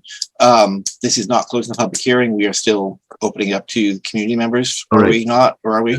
Yes. And this is not closing the public hearing, so we can still act to modify it again or differently during this meeting and during this hearing, correct? Correct. I think it. Okay. Revisit this at every meeting that we have. Okay. No, but I mean, for this meeting right now, we are still, this will not close this public hearing if we extend at this point to 15th, correct? Correct. Yeah. Okay, then I will vote yes. Thank you. Mike Zeldin. Yes. Kevin Mike Baker. Zeldin, yes. Kevin Baker, yes. Were there other points on the mask mandate people wanted to discuss? Lisa and I last week had a meeting with a few members of the school committee looking at the DESE requirements of, that if a school building reaches that 80% threshold, the school department leadership, the wording was a little bit vague of who would represent or who would officially make that request. I believe it would be Superintendent Clenchey, but in consultation with building leadership, school committee, and the Board of Health regarding what, if they would want to request a variance from the mask mandate for vaccinated members of their school community if they meet that threshold. And we tried working through some of, what from the Board of Health side, what some of those metrics we would like to see. As part of that discussion, the way our regulation is written, we kind of spell out and separate schools slightly and let DESE have some authority or kind of help guide the school's piece. And that's, I think, kind of was how we looked at it. Let DESE kind of guide the school piece while we were kind of guiding everything and in conjunction with the schools. There was a question we asked for town council for clarification that we didn't really get a clear answer. It was a bit of a legal thread the needle, that the way our regulation is written per town council is that the DESE rules apply. If DESE rescinds their mask mandate, then therefore there are no longer DESE rules around it, then Board of Health regulation would kick in and would not supersede because there's nothing left to supersede. DESE doesn't have any regulation at all, any guidance, therefore it falls back to us as the regulatory body. The question was asked if the mask mandate from DESE is still in place. However, the town will, obviously we're talking about the high school, meets that 80% threshold. School leadership decides they want to apply for the waiver. If they apply for the waiver and receive it, where does that from a mask mandate, Board of Health mask mandate regulation fall? The mask mandate from DESE is still in place. DESE guidance is still there. But the schools received a waiver from that mask mandate for their selected population. It wasn't clear. I asked for clarification, and it's a bit of a legal thread the needle, hard to describe through an email, and I have not gotten a solid answer from town council, which I think we need to bring that back. I realize it's a very specific, narrow question, but I think it does two things for us. One, that the members of the school committee we talked to were concerned about if they apply for it, if they get it, it doesn't matter because Board of Health regulation overrides it. And I don't necessarily have a problem with Board of Health regulation overriding it. It's a community building, it's a community population, it's a community at risk. However, the schools are, in fact, the most protected population that we have. We know where they are. We know who they're seeing, even if it's a bigger group at the high school.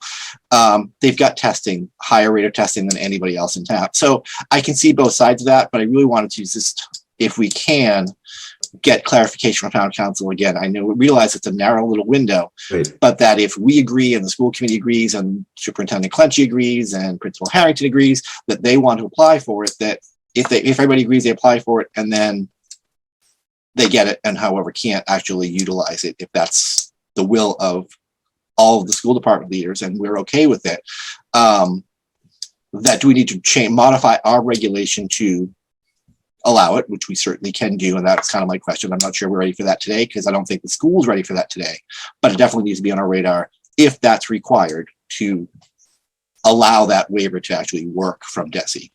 Or are we will our current regulation allow the DESE mandated waiver to apply despite our regs? Does that make any sense? I know it's long-winded. It's a narrow little window. It does, and I have two comments, but Mike's got his hand up, so I'll let him speak. Go ahead. Nothing profound. I read what the attorney tried to convey. To me, it was clear, okay, that ultimately this board basically has the, quote, responsibility and authority to determine the best public health policy that extends also to the school. Okay, so whether or not, if the school applies under whatever criteria, like I think the criteria set is 80% vaccinated in the schools. They talked about a building. I think that's a political concession that was made for basically very small school systems by the state. I think that's what the origin, that's a political distinction, not a regulatory one. As far as I'm concerned, the entire school system is part of the town. The other thing I would point out, and Katrina could, not that she has to agree with anything that I'm saying for sure, is that depending on what's going on in the community, it's reflective of what's going on in the school. And what the school has going for it is exactly the thing they need, which to keep the schools open for not just the students, but also for parents, because if the kids are in school, regardless of their age, it's a much better opportunity for parents basically to continue working.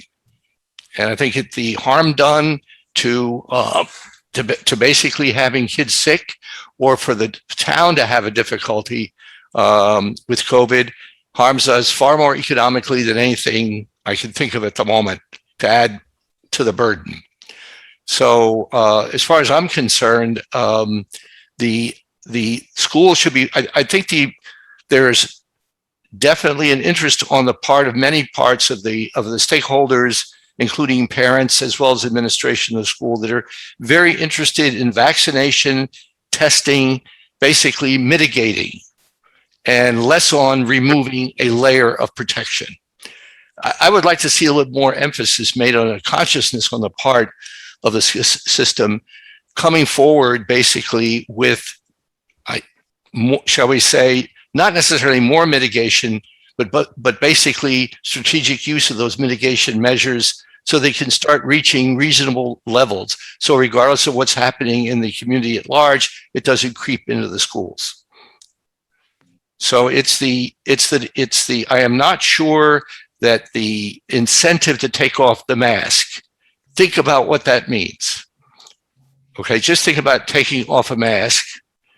On what grounds? Why are we talking about taking away a method of mitigation when we don't know what we're facing down the road? So that's one of the reasons we have the mandate in town.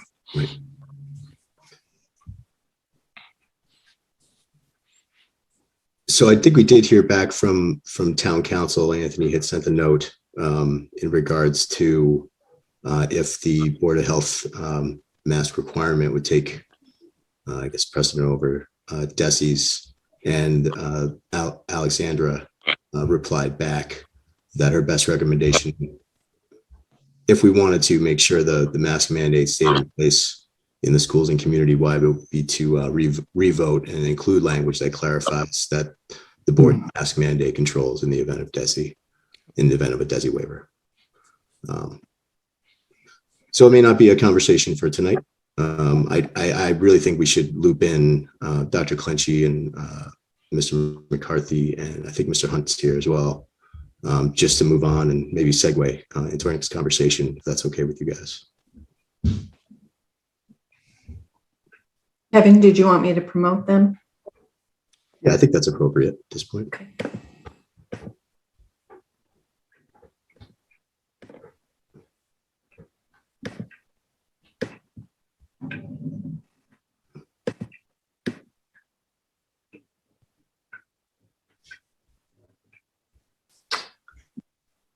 Who else is on the school committee? Can you raise your hand? Thank you, Justin. Justin.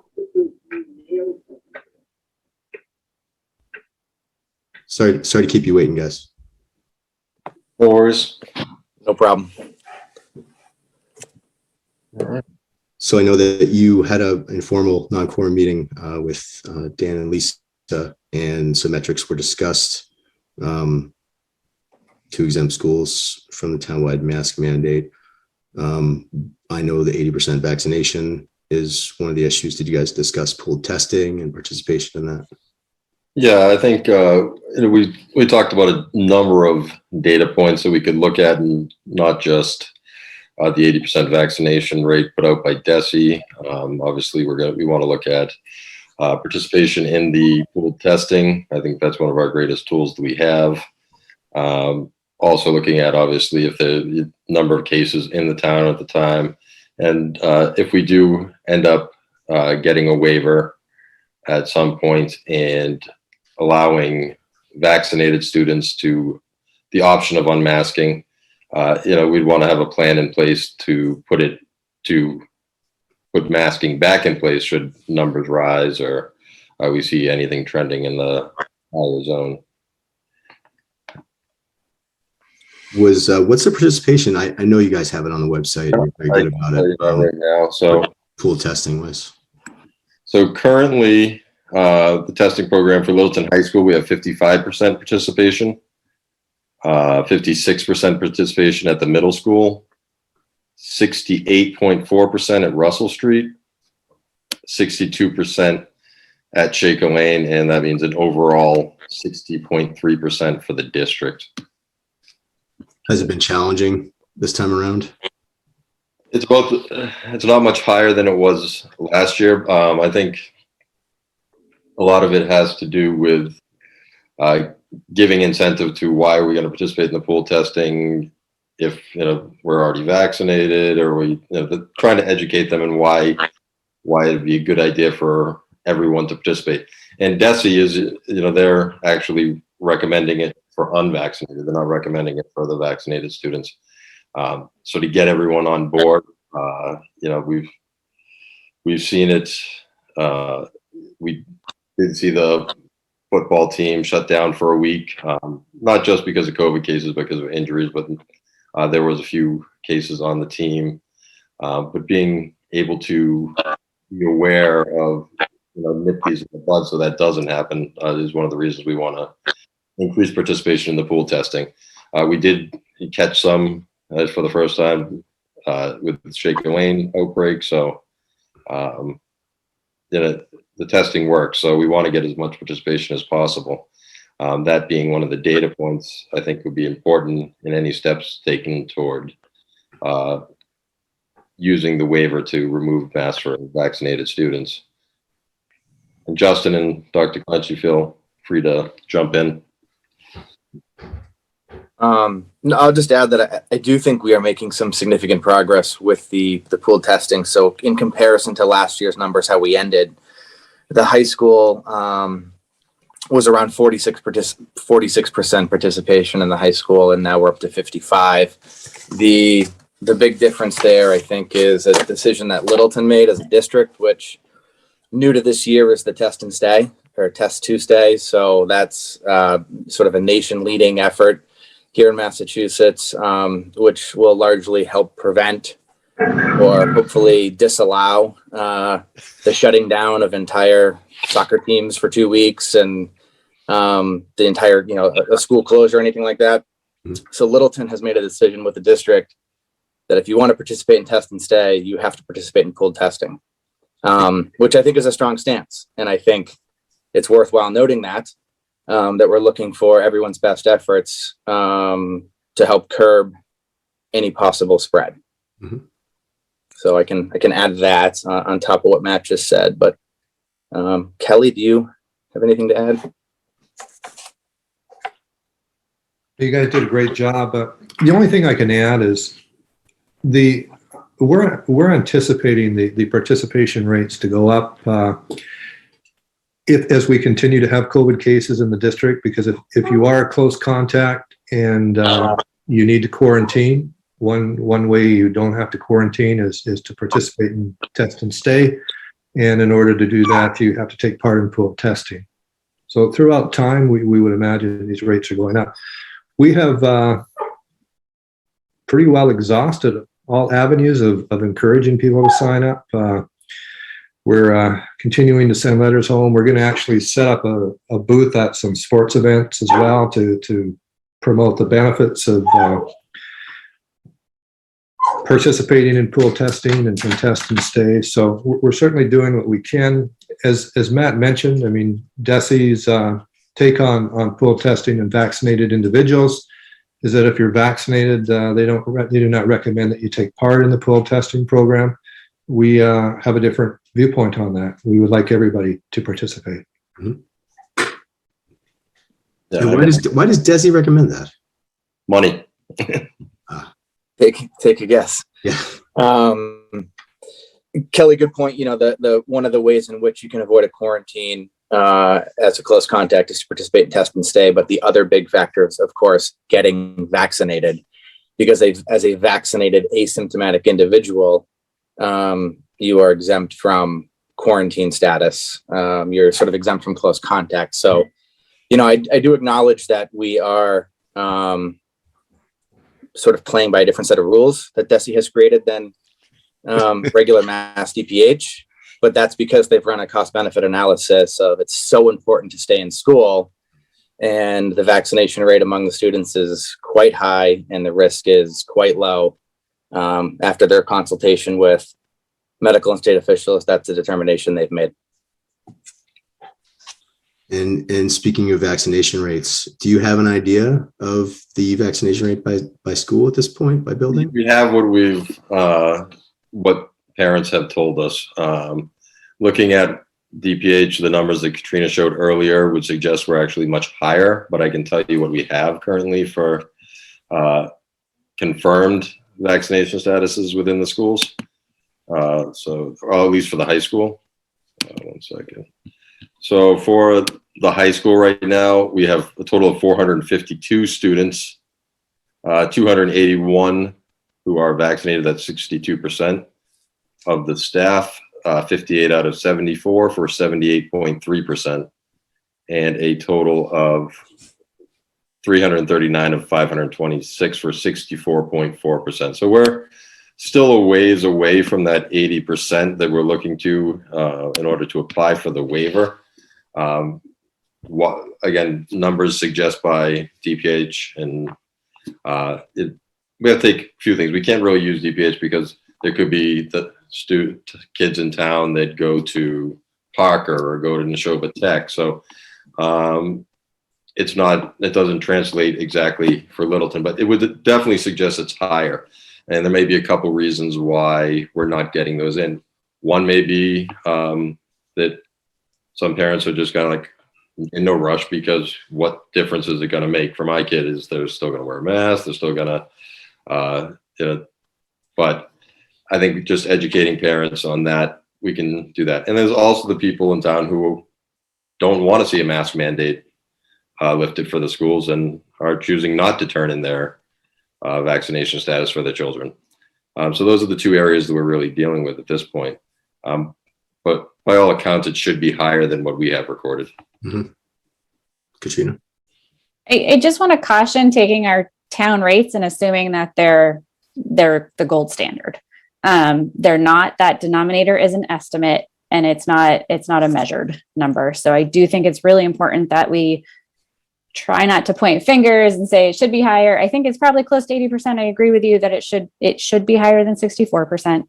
But I think we need to know those age groups don't match our school population doesn't match our town exactly. We've just said many of those reasons. And if that measured number, that estimate that DPH uses is incorrect, then we could be making wrong assumptions. So this measured estimate that we're getting is really important. Is there some way to verify the data so we get an accurate count? They are verifying the data on the school. Okay. But Kevin, correct me if I'm wrong. I think your question has more to do with trying to get all of the data. We have essentially a 62% response rate among students. No one has, Kelly, correct me if I'm wrong, no one's turned their form in saying I'm not vaccinated. So I think your question was more of what can we do to maybe obtain the 38%? Like, how do we define it? It's just to get the full picture of what's correct. Going on. Yeah. Maybe that's a Jim question. I don't know. So say, short of going through each person's record, so as Katrina kind of said, we and Justin as well, that we have students who are live in town but go to school outside of town or outside of the public school system. We also have school choice folks who are coming in from out of town, so that while our number is high for that 16 to 19 population, it does not necessarily represent our schools, which is why we're going to attestation. And certainly from that 16 to 19 number, depending, we assume that it's an even distribution across that age group. It could be that our 18, 19-year-olds are 97% vaccinated, and that lower number in that population is coming from our 16 to 17-year-olds. We just don't know because it's not quite broken down that possible far. with college mandates that is true. That is where we go. So exactly. So it's a challenge. I know Katrina and I think Justin and we talked about some other options to both increase participation, but also increase attestation. So like looking at, we can't limit right now, we can't mandate a vaccine, or we don't want to go that far mandating vaccines for students. However, we can require attestation to participate in extracurriculars or participation in the pool testing program to participate in sports and extracurriculars. Those places where we can, we've tried the carrots as Dr. Clenchey had said, that we've worked through all the things we can think of to increase testing and attestations. What other things can we do? And those are some places where we can not impact our mandated educational delivery, but we can, again, those motivations going, hey, you want to do drama, you want to do soccer, you want to do track, you got to participate. You guys are active, you're involved, you're close contact kind of activities. You know what? You got to do the testing. Those places where we might be able to increase those numbers, get us into a better place, and make that end of the line, end of the tunnel a little bit closer by getting us the data and information we need and the participation rates we need. Certainly those are things that probably the school committee and the department can implement. That would be certainly hard for the Board of Health to kind of implement within the schools, but those are maybe some ideas that could be implemented in the school side to get the data and the participation rates that you're looking for. Mike?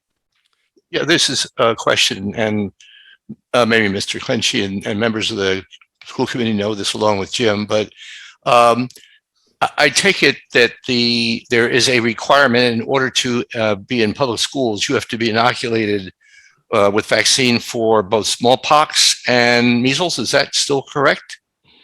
Yes, that's correct. Is that correct? Yes, it is. Okay. So I'm aware of the atmospheres in which we're entering, but I'm trying to get a grip around the fact that we have here, and by the way, I'm not thinking that measles is equal to COVID, nor am I thinking that smallpox is equal to COVID. However, it is highly contagious, and we're still at a stage where we don't really know enough about this disease to, shall we say, relax our, shall we say, either our vigil or decide that we know enough to put kids between the ages of 4 and 5 to 18 and 19, put them into situations where they could suddenly lose their access to education. So I'd like to get a feel for a vaccine requirement for COVID for attending public schools. I mean, we're not talking about the town as a whole. We're talking about the schools. I mean, you're already doing it for at least 2 very dangerous diseases. So what is I can guess what the reasons are, but they're in our heads. They're not for real. Okay, that I don't want to be told what to do. COVID isn't that serious. There's a whole series of things. And what I'm trying to open the door to here is a frank discussion about not just now, but what the future looks like. Because the other thing that we have to come to grips with is, let's say for a moment, that you hit 80% vaccine rate in the schools. And let's say that the town comes down far enough where the board feels, we don't have to have the mask mandate. I'm playing a scenario that would be, for me, fantastic. Be great. And let's say 2 weeks later, bam, we get a flood of cases, what I would call the Katrina and Mike nightmare. Okay, all of a sudden, there's an increase in number of cases and we have to reverse our engines. We would also need a plan, or shall we say, a perspective that allows us to reverse our course of, shall we say, no masks. Because at that point, unless we have as much maximum, we already know 80% vaccination has no meaning. It's not a sterilization. There's no sterilization with this vaccine. There's not going to be herd immunity with this vaccine, with or without it.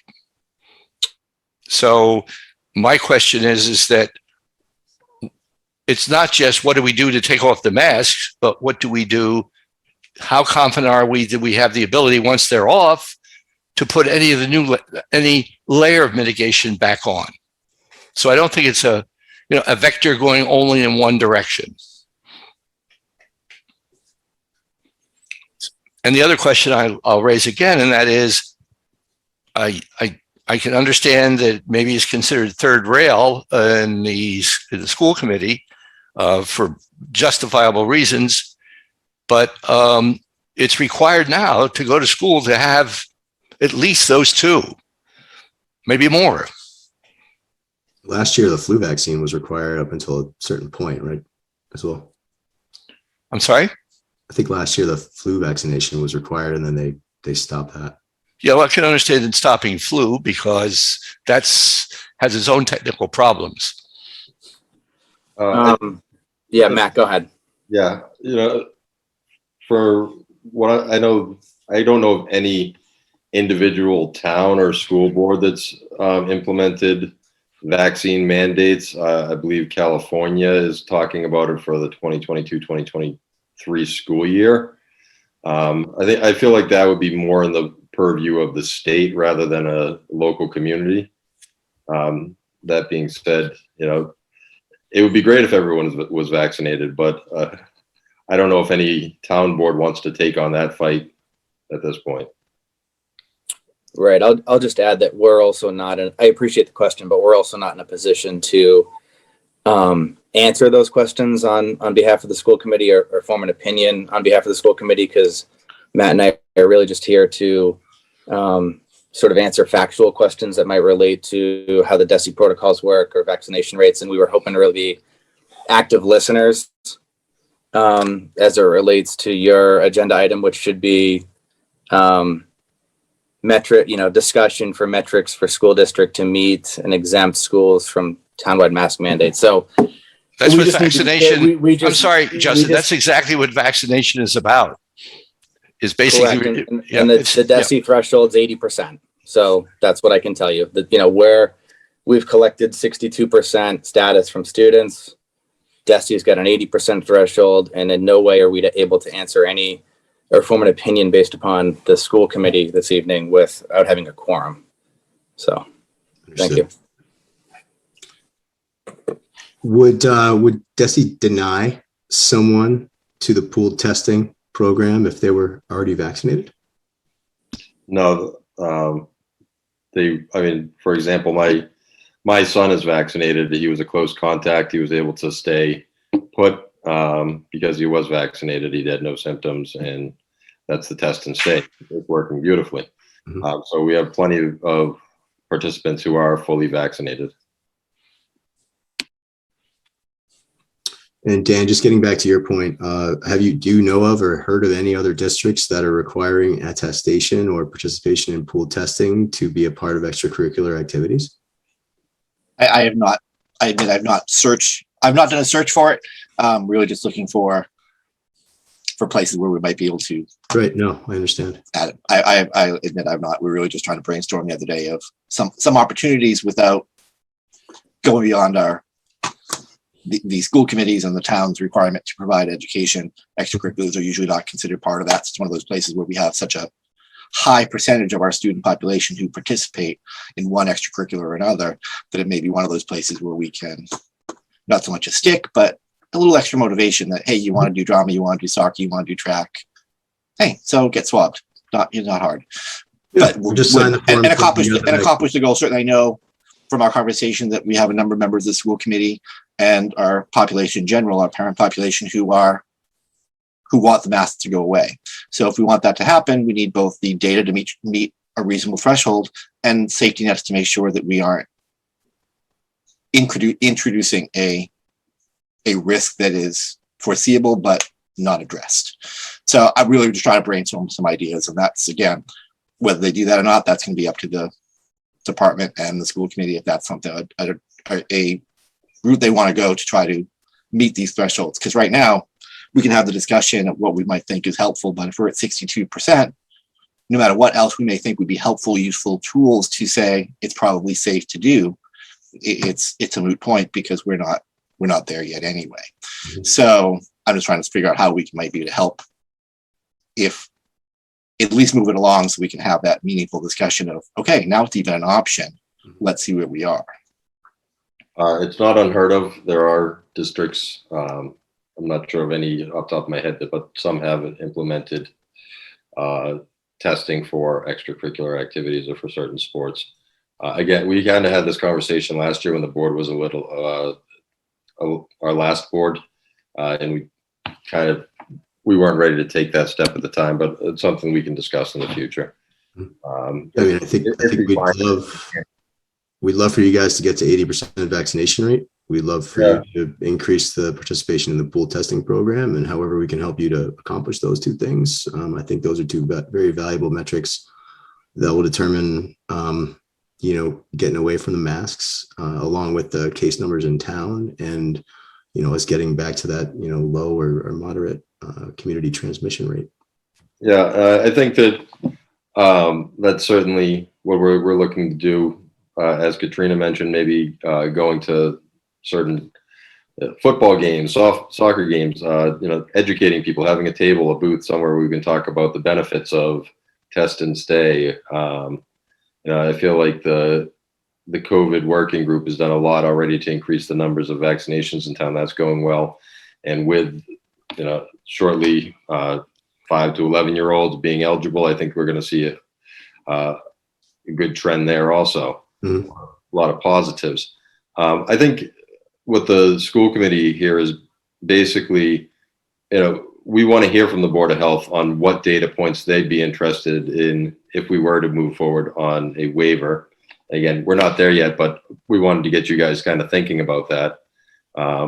What is some of the criteria that you would want? Because we know 80% vaccination rate is not the end all be all. There's other things that we need to consider. So I think that's what we're really asking right now. And we don't need an answer tonight, but put your thinking caps on and maybe you can come up with some ideas that you would be more comfortable with in order for us to possibly move towards removing masks for vaccinated students in the future. Like Mr. Zeldin said, the virus isn't going away. Right. It's going to be something that we have to live with. And I don't foresee us wearing masks forever. So at some point we have to say, okay, what are we comfortable with? And that's kind of the discussion we want to start tonight. I would imagine 2 data points that you would consider would be transmission rates and positivity rates. Mm-hmm. And it would be helpful if you feel those are, I'm sure you feel they're important. What is the threshold that you feel comfortable with in relaxing mask mandates? And as I've mentioned before, the threshold should be the same for the school committee and the town. Mm-hmm. We should be using the same thresholds. We certainly shouldn't be using different thresholds. So those are 2 suggestions that I have. It's a little difficult when we start talking about safety check participation rates, because if we do have an 80% vaccination rate in the high school, for example, according to the DESI recommendations, we would expect a maximum participation rate of 20%.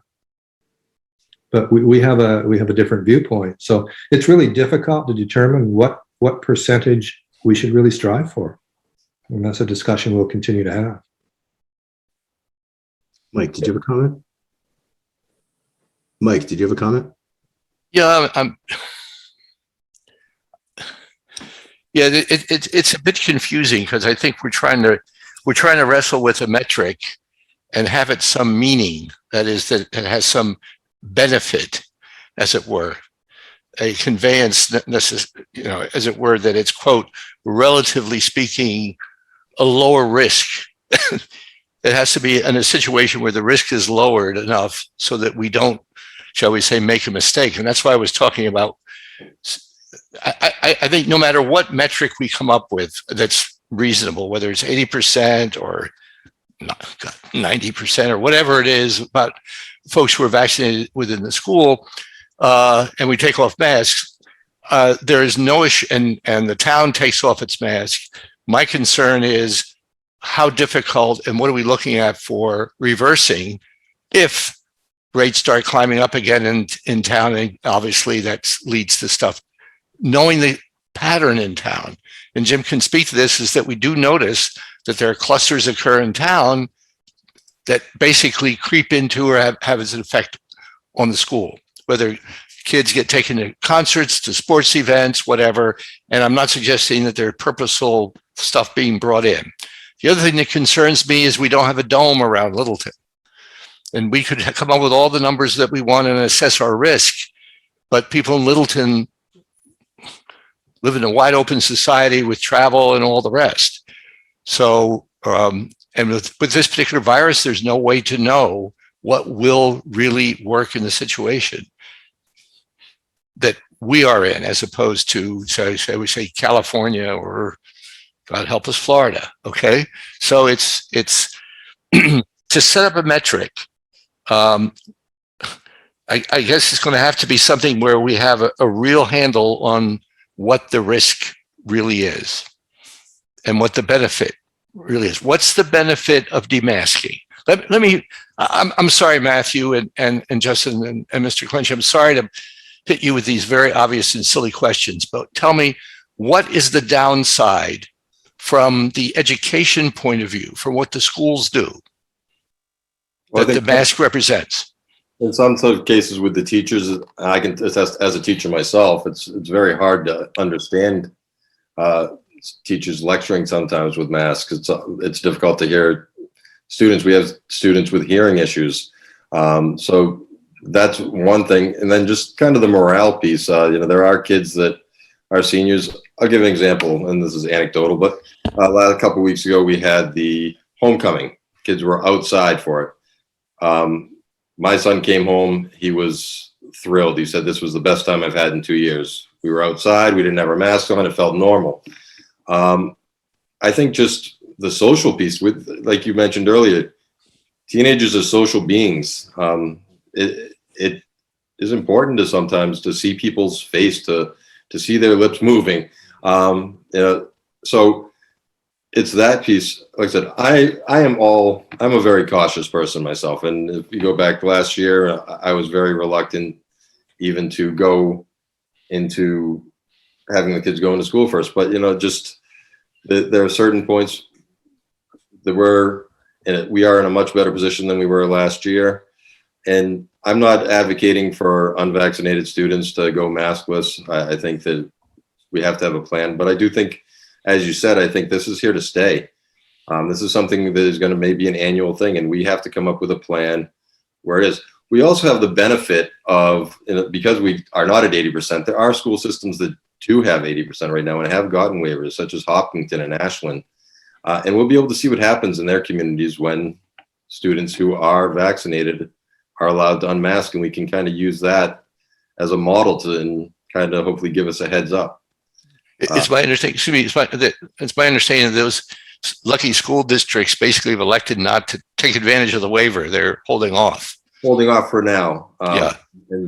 But my guess is that at some point they will implement them, and when they do, I think that if we were to apply for the waiver, we wouldn't be ready to implement it anytime soon. It's just a matter of, if we do have the waiver, what is the plan? And as you said, and I mentioned earlier, if we go maskless and we have a rise in the community, what is our plan for bringing it back? That's really, as I said, we're not going to solve all these problems tonight. This is just something to get people thinking and say, what are we going to be comfortable with? I think Dr. Klitsch had a great point. A combination of the new cases in the past 7 days and the percentage of positive cases in the past 7 days, what that threshold and what those numbers are that we use to take masks off and put them back on, I think is yet to be determined. Certainly somewhere in the low or moderate range would be appropriate. Can I just say, I'm sorry, are there additional or further funds that the school could apply for, either state and or federal or private, that would give you more resources to test? Period. In other words- All of our testing is free, paid for by the state. Correct me if I'm wrong, Dr. Clenchey, but we have as much testing as we want. That's correct with the rapid tests, and we are hoping, we are making an application for PCR tests as well, and we're not sure yet, but we're hoping they will be provided free of cost as well. Right. I want to take Matthew's instruction and Justin's instruction to heart and think about this, but you just gave me a clue. Let's say that you get your waiver and the Board of Health and yes, let's go for it. Do you lose access to those testing resources? No, we don't. Fantastic. Okay. Kevin, Nice. if I may just add, a lot of great points there by Matt on the benefits of, I suppose, having the option of unmasking at certain times. But I was at town meeting, Mr. Zeldin, I'm not sure if you were at town meeting. As soon as town meeting started, one of the first things that was allowed was the opportunity for the speaker to unmask. And that was a communication thing. So the crowd had difficulty understanding what people were trying to say. And these are adults with masks on. So Matt brought it up, communication. I just want to reiterate that this week we had a nice social example with 300, 400 people in a gymnasium, and communication was an issue. And at school, obviously, communication is priority number one to deliver curriculum. I'll also add, these individuals are not vaccinated, but some of our youngest learners have never been at school without a mask. So that social emotional piece that Matt was talking about is real. So there are benefits. There are benefits to allowing a vaccinated population with low transmission or low cases. I think the high school hasn't had any cases this week. Last week they had one. So we're not talking about outbreaks. We're talking about a couple of cases here or there. We've all recognized that it's a highly contagious variant. We should expect cases. However, we should expect low severity of those cases. You have a lot in there to unpack. I don't necessarily agree with 98% of what you said, but it's irrelevant. We're still looking for a way to establish metrics and measures that would provide a benefit. Let's say taking off the mask is a measurable benefit. It comes at a price.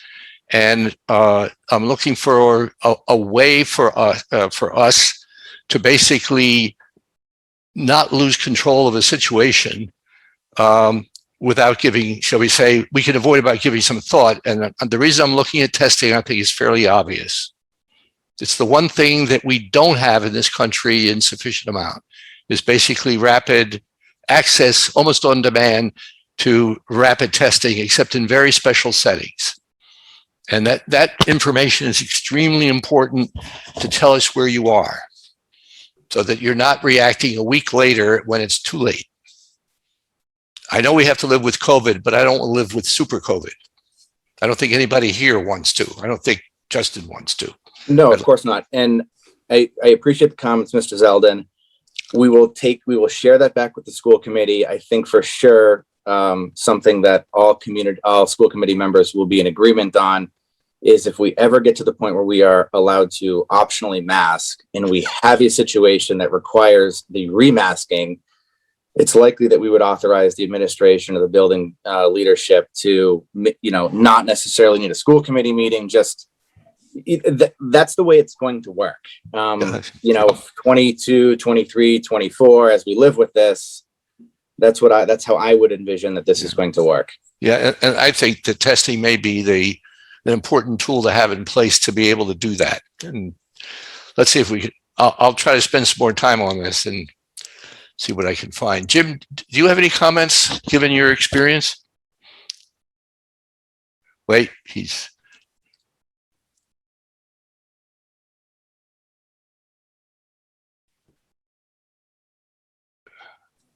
So again, the school transmissions, except for a handful of cases, don't really seem like they're happening in school. They seem to be happening either in the household or some other place. So, right. To the extent that you want to catch it if it ends up in the classroom, obviously, and that's, your point to the testing. But again, with the vaccination, one of the things we had talked about, how do you motivate people to get vaccinated? You know, that thought that if you're vaccinated, all of a sudden you're not automatically a close contact if you're asymptomatic. I think that has a lot of pull if you're trying to convince people to do that, and pull to parents too, who may want to work and not have their lives disrupted. Yep.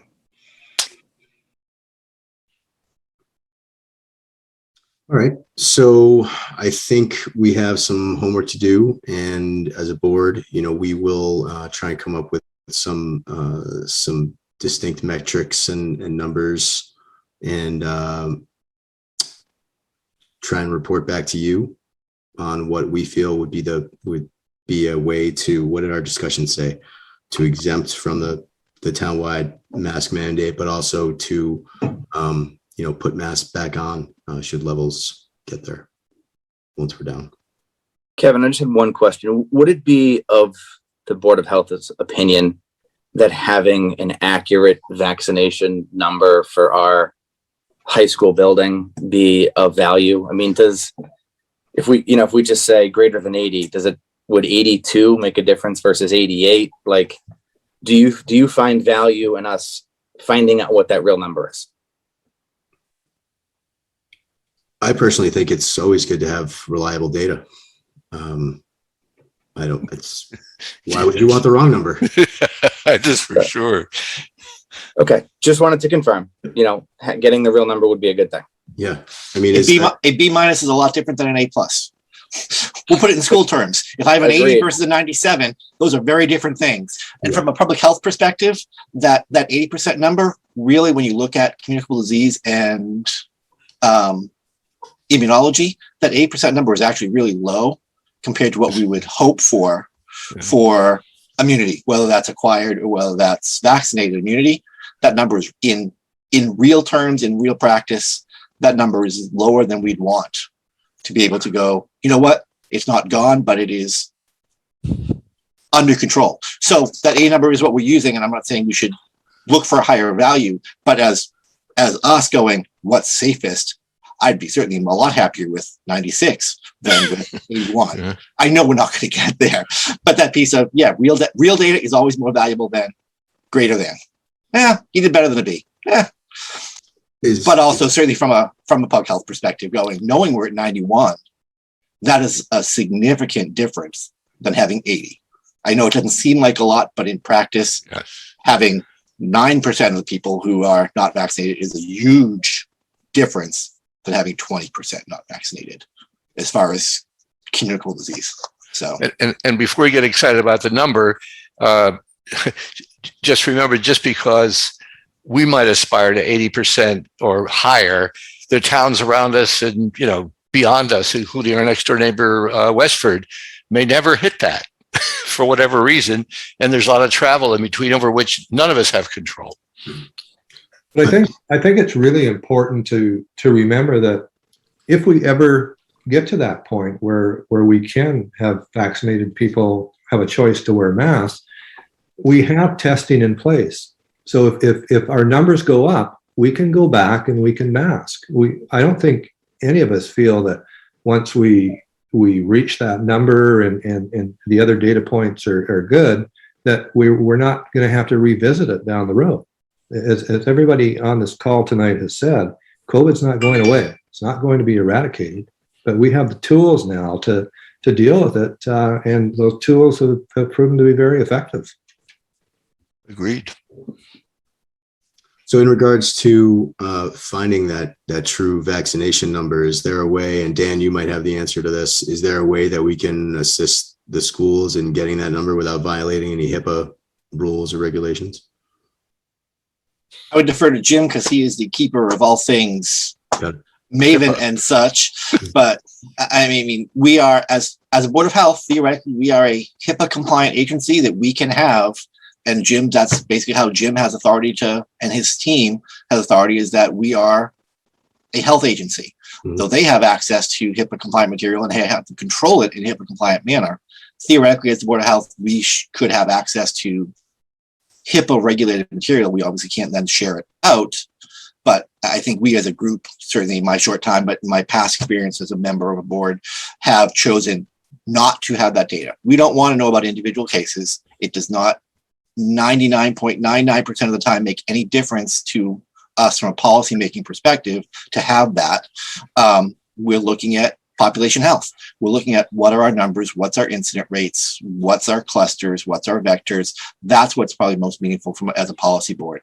Mm-hmm. As far as whether it sounds like having talked to, I think we talked to Jim about this before, that theoretically could he have his staff go in, or could the school department's nurses go in and look at, basically independently look at students, individuals, medical record and pull that data out? Yes. However, that would be a concern from a HIPAA perspective, as our school nurses need to be HIPAA compliant. Going into a record without a valid reason. Now, yes, this is a valid reason, but without permission from an adult, from their legal guardian, that would be potentially concerning from my perspective as a clinician. But I mean, certainly that there may be different pieces, but without a good cause of are they sick or not, that kind of piece of where I have a clinical reason to know. I'm not sure if we'd have a clinical reason to know that information, or the school nurse would without parental consent. Jim, did you want to comment on that? Katrina's got her hand up too. So just you want to go to Katrina, and then I can. If you have anything technical to respond to that, I have a different ongoing thing to do. So from the communicable disease regulation standpoint, and we bumped into this very early on, I say we, health departments, bumped into it very early on when first responders were looking for information on where cases were in their towns. And we were told by the Department of Public Health that we needed to be very careful. It needs to be a public health reason why you share that information. The police chiefs association of some sort had some kind of legal opinion that the Department of Public Health did not agree with. So to the extent that could I go in there and, first of all, there's a challenge in the MIS system of trying to figure out, looking at names and who's a student in the Littleton public school system. I don't know. I guess you could sort by town and then age and kind of infer. But again, if we're looking at using this information to remove masks, I would think that would be a difficult proof to say that we're doing this for a public health reason. And so that's not one. I mean, it really should be for disease prevention. And so from my perspective, that wouldn't meet the threshold of communicable disease reporting regulations. Katrina? So I just want to say, I know this feels like we don't have an answer that can be communicated tomorrow, but I think this is a tough discussion. But I do think I think we've spent so much time focusing on getting those attestations about vaccination in that we, and hitting that 80% threshold, and not having followed up with the discussions that we are currently having of and what else is going to lead our decision making. And part of that has led to, just from talking to different people in town, there's a lot of trust issues happening. What are you going to do when I turn in my vaccination status? What does that mean? I want to know more. Tell me more. Conversely, I don't know what you're going to do. I don't want to sign up for the pooled weekly testing data because I don't know what you're going to do with that data if there suddenly is a little cluster of cases. So there's a trust thing on both sides of that that I think we have to navigate through. And I think this is the community commitment, the community caring, and philosophy that I think we have to kind of develop. And we're at a time where it's hard to develop it, but this is the hard work we have to do to set ourselves up well for the future. So I personally think if we are focused on, getting people in testing, making people understand why that's important, trying to keep our community rates, getting people's commitments to trying to do what they can to individually take precautions to prevent onward transmission after social events or whatever, and putting those tools in place and educating people that way, that I think it will fall in line that we will get those vaccination cards in. I think that's, to me, it's setting up, this is what will happen when we get there, have that discussion, get the feedback, see how you have to change, and know that it will probably have to change in the future as we learn more. DESI's program might change, whatever. We're going to have this ongoing discussion. But I do think if we try to put the cart before the horse, we're not going to get there. and we're going to get really angry at each other when we do it. And I think it really needs to start from the ground up of like, we are all connected. We're a community. We need to take care of each other. We need to help our businesses, we need to help our schools. We need to help everyone. And what does that is to try to just keep COVID in check. And these are the tools we have in this setting to do that. And this is what we're going to do with that information. So I understand the frustration of not knowing this exact number right now, but I actually think it will come if we have the hard conversation of what other metrics we need to use in order to make the next step to go mask optional. So we're on the education. I don't think it's education anymore. I think it's advocacy and outreach. And I think, I don't think the passive systems of doing that is working anymore. Like we've hit the threshold of the easy ways to get people to get vaccinated, the easy way to get people to enroll in testing. We've done the easy stuff. And now it's time for the next step, the hard stuff, where we have to put feet on the ground, and like shoe leather epidemiology is now happening. You know, we got to understand people's attitudes and opinions and start having those conversations. So having that table at the football game this weekend, I told Lynn Snow I would stand there and I would answer any questions about vaccine testing, whatever. What do you need? Just come and hit me. You can yell at me. I don't care. But that will give me information to understand where town is. And that helps me understand maybe where I failed in communicating things and like where I can do better, or where things, we have roadblocks that I didn't even realize existed. So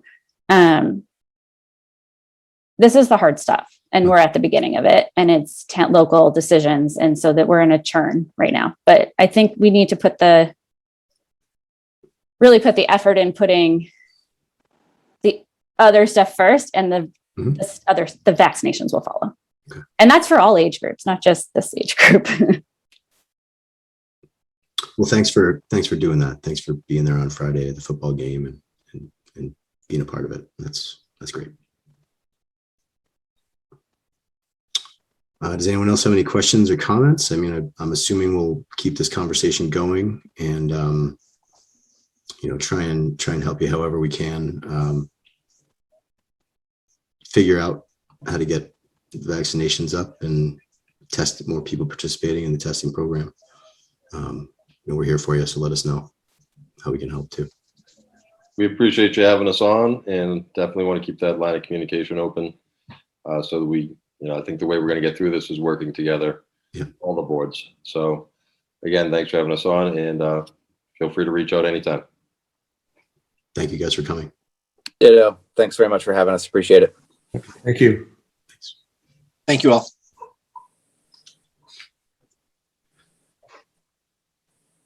So we have a discussion on the sector-specific standards for mask mandate. Mike, I know you had some thoughts on this.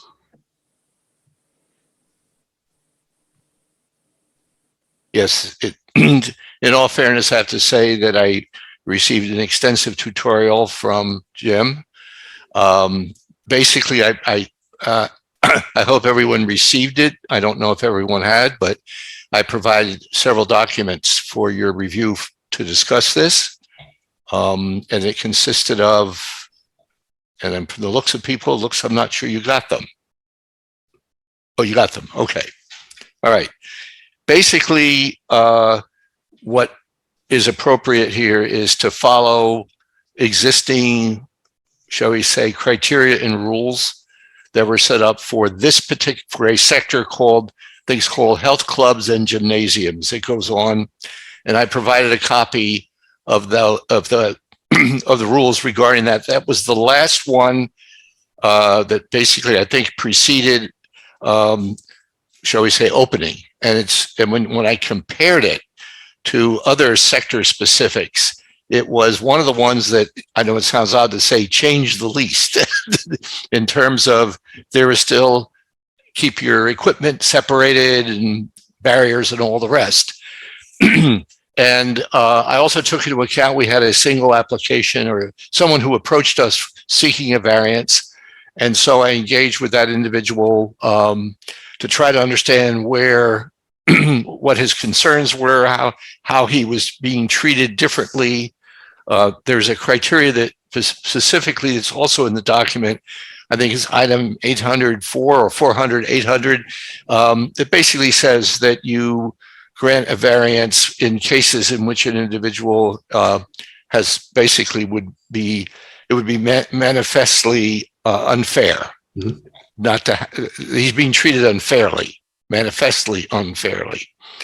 So it has to be something very obvious, something very dramatic Manifest that would injustice. result.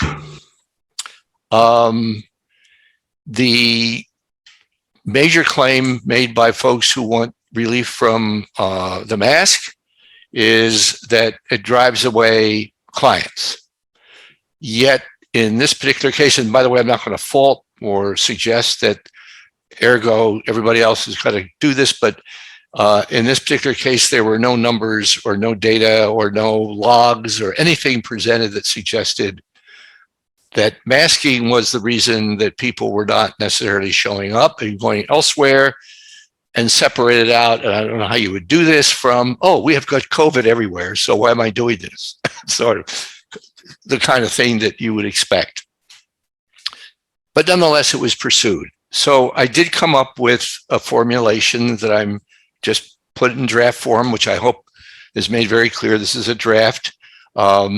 I'm not sure that the particular person the particular organization and the owner who approached us would accept it for a number of reasons, but I did include in there because of the nature of gymnasiums, especially those that are attended by, in order to get in, you have to check in. I offered up the formula whereby if you were willing to disclose that you were vaccinated, you could have the option of not wearing your mask while you're working out, as long as at least one wall was open completely to the outside. I mean, it's basically as long as you had a big garage where the door was always open, and nothing was promised. And that's what basically I brought things to. And I subsequently just found out from the person who approached us for the opportunity that he gave it a lot of thought. After coming on board, he decided that it would be, in his view, to ask for even under the voluntary condition of showing evidence of vaccination, that it would be divide his already divided gym community. So he understood that our numbers were shifting, and he wanted to wait and see how things develop further.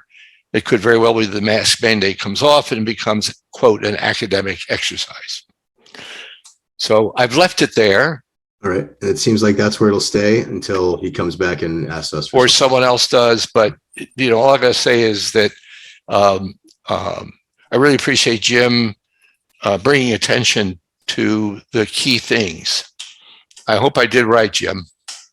Yeah, as we had that discussion, variances, those two parameters that they show the same, in this case, public health protections as your regulation would provide, and the manifest injustice. Those would be the standards. And instead of recreating something as a board, using the Department of Labor standards guidance that we used during the worst of it, seemed to be an appropriate standard to use. So. Yeah. And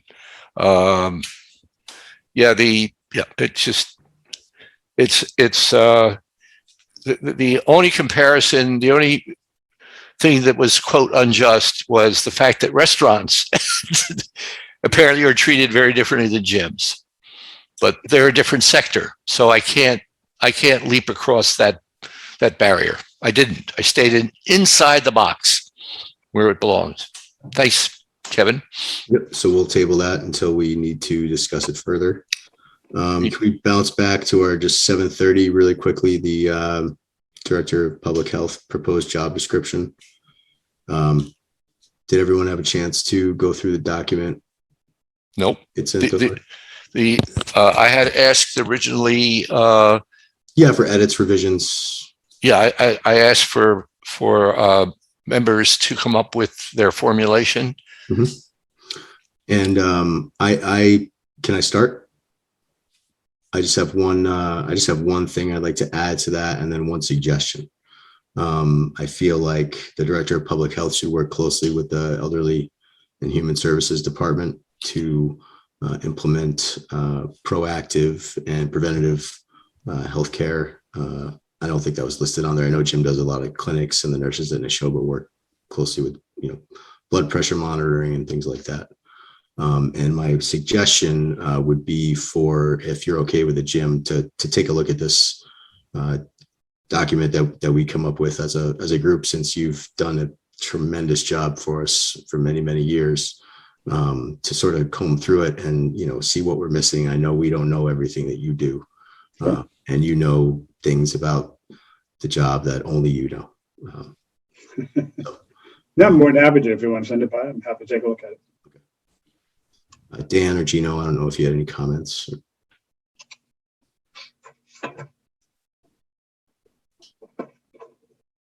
Dan? You talking to me, Kevin?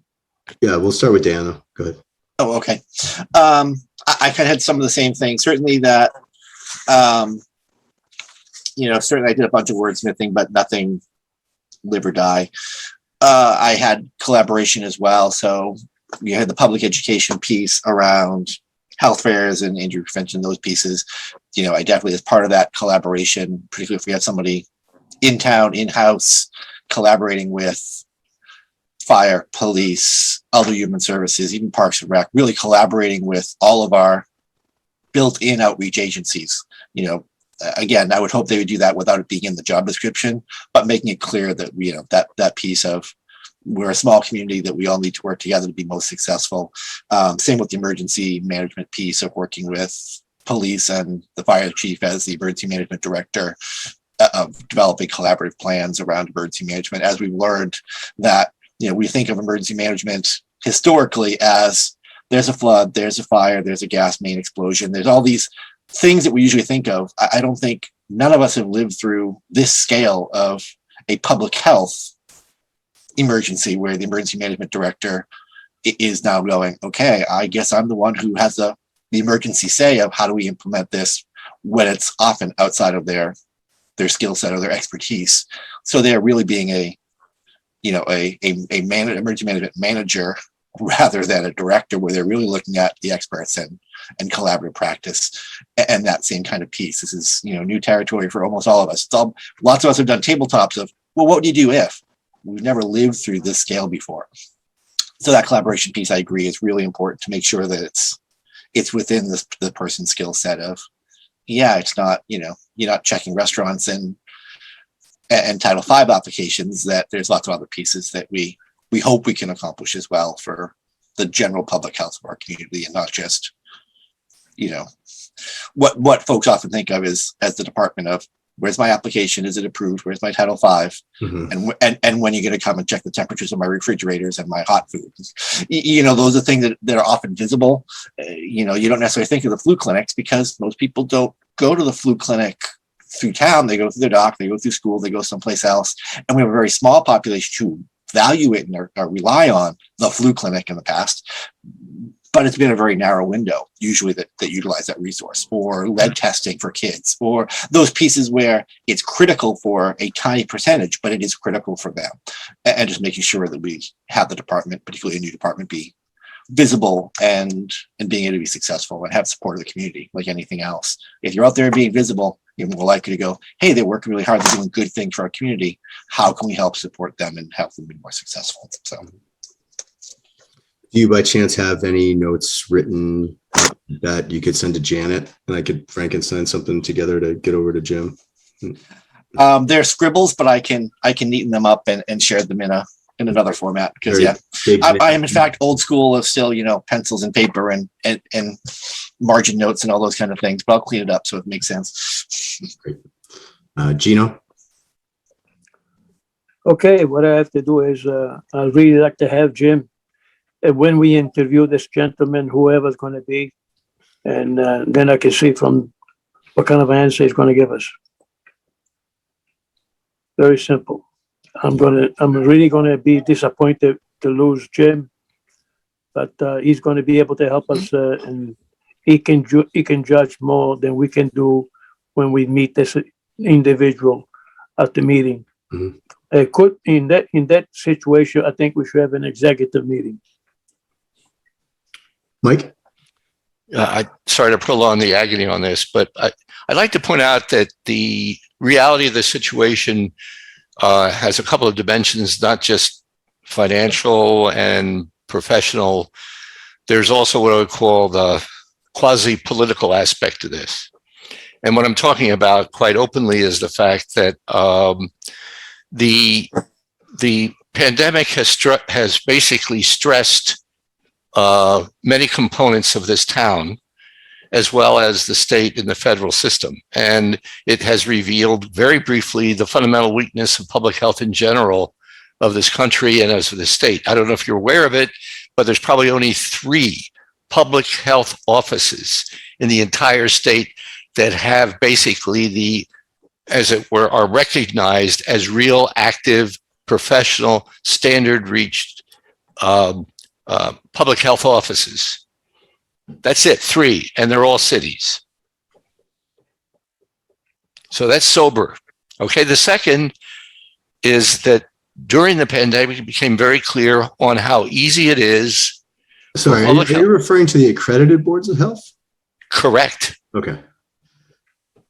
In other words, as far as U.S. public health is concerned, as far as the CDC or anyone else, what they're going to be looking at is, what's your level? Mm-hmm. And, it's Massachusetts. I mean, we're one of the worst because we have individual board of healths scattered. I don't know how many there, 300, Jim? 351 boards of health potentially. Yep. So basically, you're talking about all of that. All right. Mm-hmm. And the other thing that got very clear is that, at least for me, is how easy it was for other parts of the town government to, quote, politicize with a small p, a public health, shall we say, crisis. And what I mean by that is basically a cloud of both earnest, I have to say, trying to help. In the very beginning, there was help given, even though there was a certain amount of helplessness involved in trying to get that senior center where the disaster occurred straightened out. But since then, it's been very, very clear that we have to be very careful not to allow a public health facility, a public health operation to be, as it were, vulnerable to the kind of attempted manipulations and persuasion that I think has gone on. Maybe to little or no effect this time, but it was revealing.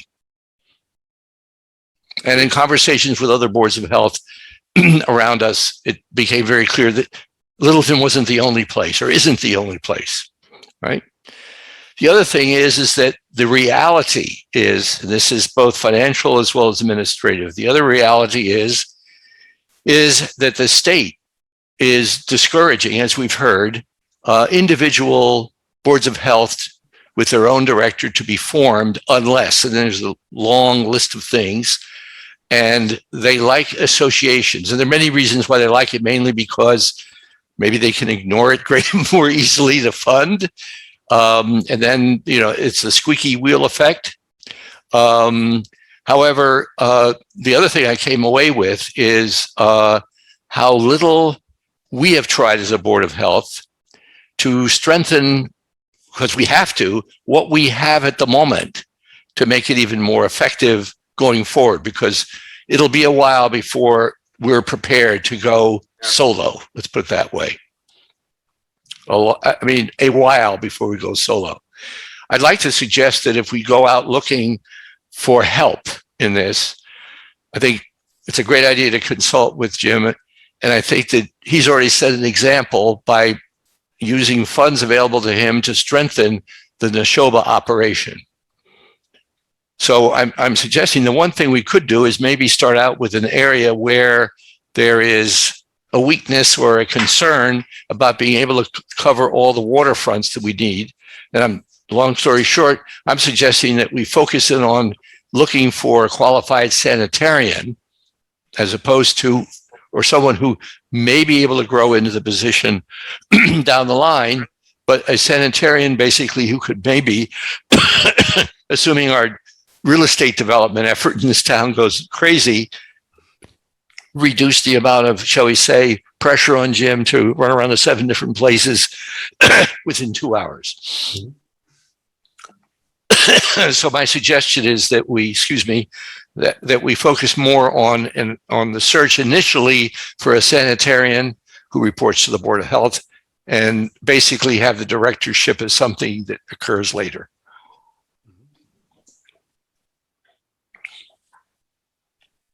Dan, do you have comments on that? I know we talked about this a long time ago. I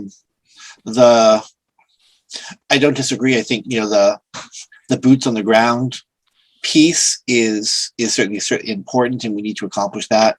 I do know, we're not necessarily as timely in all the things that need to be timely as we could be, because there's simply not enough hands to do all the work. I am kind of concerned that it kind of creates a challenging position, having a worker bee, for lack of a better term, without clear guidance of understanding what needs to happen. I think it probably would put Jim in an awkward position of having his department and then having someone who works for the town. Like, how that relationship could be confusing, having a town employee who reports to the town but also reports to Jim as our contracted health agent. That could be confusing. The other piece is having a sanitarian. Well, then, okay, who does that sanitarian report to from an operational perspective to guide practice? That can be a hard position to be, because, okay, so as a director, if you're a department of one and you are a worker B, then how you can't really function on a peer level with other department heads, because you're not a department head. You may be a department of one, but you're not the department head. That creates potentially a challenging dynamic of what roles are, what authority is. I think that could be confusing. I understand the piece of that's where the biggest need is, but I admit, if we're going to start a department of one, I want a department of one who is as robust as possible, even if it is simply knowing enough to be able to guide down the road. Okay, we're starting a department of one, not a sanitarian. I'm not a public health person, but a public health clinician, but I know how to make a clinician side of things work. I know if I want to build a department where I am now and where I need to anticipate us being in 5 years to meet the needs of the community, where a sanitarian may have that skill set. Just like any of you may have a working engineer who understands all this stuff, but they're not ready to guide your department yet. Without a good, strong mentor to get them there. And I think, again, that's kind of, Jim is awesome, but that's a big ask of Jim going, can you help train your replacement so when we get rid of your agency as a provider for our community, that when you're gone, you train your replacement? That's a big ask for a contracted agency for us. I admit I feel bad enough having this conversation with Jim here, because I know his department, particularly through COVID, but even before that, is working hard to do way more than they have the resources to do. I feel awkward having this conversation and asking him to train his replacement. That's hard, as opposed to bringing in someone. I've been a director someplace else. Can we work together for a few months so I can learn the lay of the land here? I know how the job is done, but help me understand the environment of Littleton as opposed to Billerica or Maynard or wherever you happen to be beforehand. I think that's a reasonable ask, but bringing in a someone without that level of understanding and experience and asking them to be mentored up to be able to function independently as a department one, and then also administratively day-to-day guide the vision of a department, is a big ask. Mm-hmm. Yes, it's cheaper, but I'm not sure cheaper is better in this case, if that makes sense. I know certainly we are not quite there yet. We do have an HR department. Yep. This is maybe one of those places where, if we can get, Anthony on board of going, hey, can we borrow, X percentage of time from the HR staff to do their job, not in a bad way, but what they're experts out of. Okay, go pull 20 job descriptions for this job in a similar sized community with similar demographics, whatever, and figure out, okay, what are the commonalities? And then we can look at kind of like some of the work Mike has already done, but let the HR folks do what HR folks do of, okay, here's what I'm thinking of. Well, we can say, here's what we think we need. go start pulling some things together of what that looks like from an HR perspective. We're not ready to post a position or anything, but this is what they do. Let them do their job. And then we can go, hey, these are awesome. Here's some other things we think should be on there. These things we think probably come off. And then have that conversation between the board's authority of the department, as well as working with town administration of what makes sense from a budget perspective and an employee perspective and an organizational structure piece. Because we can say what we want. At the end of the day, it comes down to what the town's willing to spend money on and what their organization structure is going to look like. It's a hard balancing act, but I think it'd be hard putting a worker bee in that place and having them be able to be successful and have us be able to be successful when Jim and his staff is no longer in the picture. And if this comes up, if we had another COVID, I'm just saying, suddenly I'm a great sanitarian. I'm awesome at what I do. And now, okay, everybody in town is pointing at you going, okay, you are a health director. What do we do? And it's simply not in their skill set, and not that it's in any of our skill sets, but at least having the background of going, okay, you know what? Not my skill set, but I lived through SARS. I was working the ED through SARS, obviously nowhere near the same scale. But as far as our planning and perspective, it was on the scale. We were expecting SARS to look like what COVID looks like now. We lucked out. So we didn't live through it, but we were planning for it hard. We were head to toes, PPE for every single patient rolling through our door because you're shortness of breath. We're head to toe. We were thinking that way, and we lucked out. But I'm not sure everybody would necessarily be able to go, okay, Joe, Jane, what do we do? I'm not sure, any of us would be ready, or if that person would be ready without having a deeper skill set of larger academic experience and a leadership management level experience. Thank you. Dan, Mike? I'm sorry. You just gave, Dan, thank you so much. I'm glad I made the remark and you responded to it. I've lost my, shall we say, enthusiasm for the town to go alone. As far as I'm concerned, the stress test revealed a fundamental problem that basically, I'm sorry. I really appreciate it, Dan. You just gave a beautiful argument for this may be the wrong direction to take, period. That I think a more of a conversation should be, and I know this probably, I've been wrong so many times in my career, I can't even, not just on amino acid sequences on mutants of the virus, but with other stuff. And I don't mind eating humble pie at all, but I think I may have been dead wrong here. I went to school and saw what I saw. I don't know what you saw. I think that the Neshoba operation has been, I know this sounds very funny to Jim, but underutilized and not understood by the town. And I think we've missed the boat a couple of times, and we've been very lucky. So my attention is turned of what one could do to, as it were, support, strengthen the distinct advantages of having an associated board that has, I think, a better chance of shall we say, passing stress tests than a director under the, as it were, the aegis of the town. In summary, I'll just stop there. Through the chair, I certainly wasn't trying to say it's a bad idea. I think there's a lot to be said for having someone in-house who has a different level of ownership to the community. Jim has duty to how many towns? 21? 20? 16. 16. But he has a duty to 16 communities for all of their public health needs. That is as committed as he is to each one of them. His ultimate commitment is to all of them. And how do you balance the needs of all of them over one? So I love in-house folks because there is a sense of ownership that does not necessarily come with an outside agency.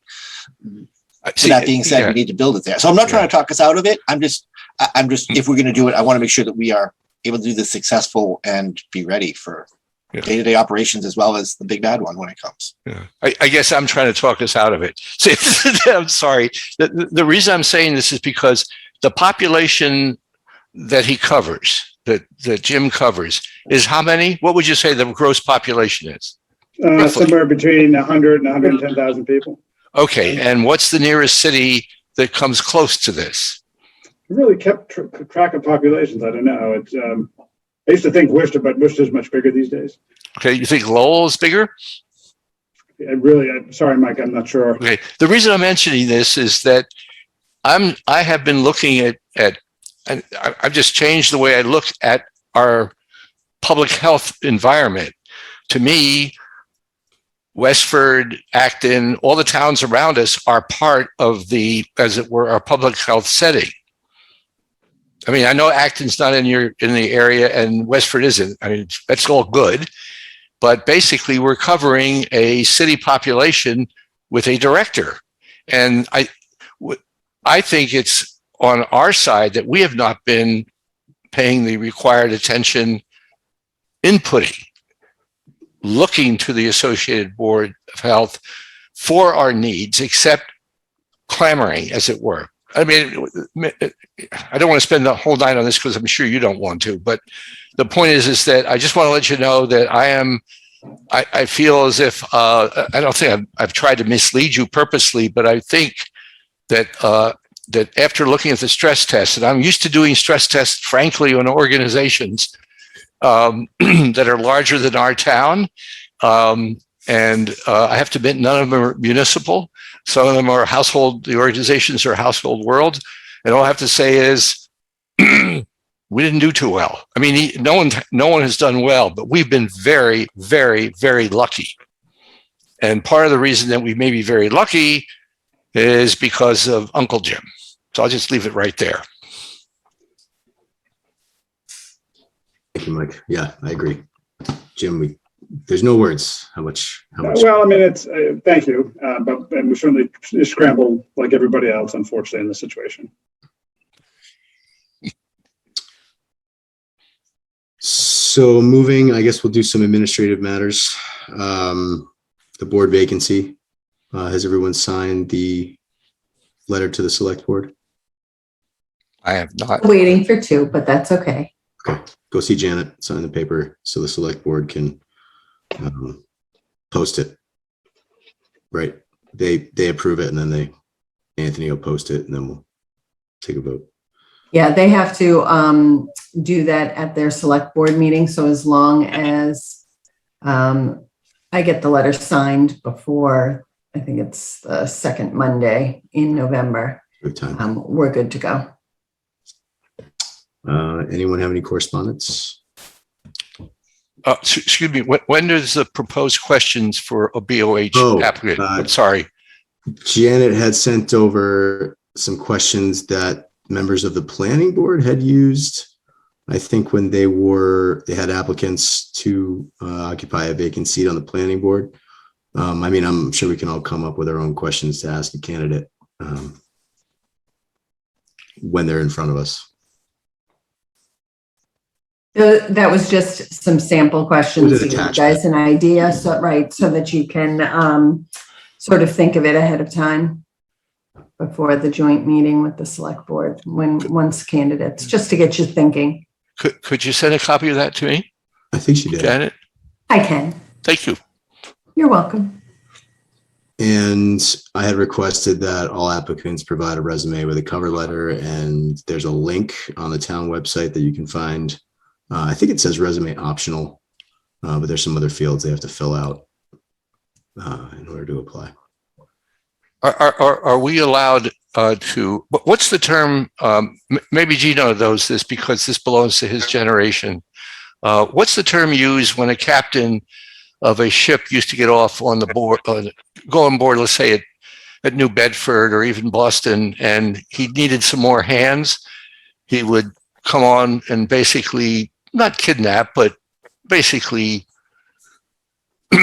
what's the term when you would bring on your, get hired hands that were somewhat resistant to the idea? There's a term for that that is used in, I don't know what it's called. Impressed? Yeah, thank you. What's the term? Impress. Impressed. Yes. So we need to go out to, like the various watering holes around Littleton and do some impressing.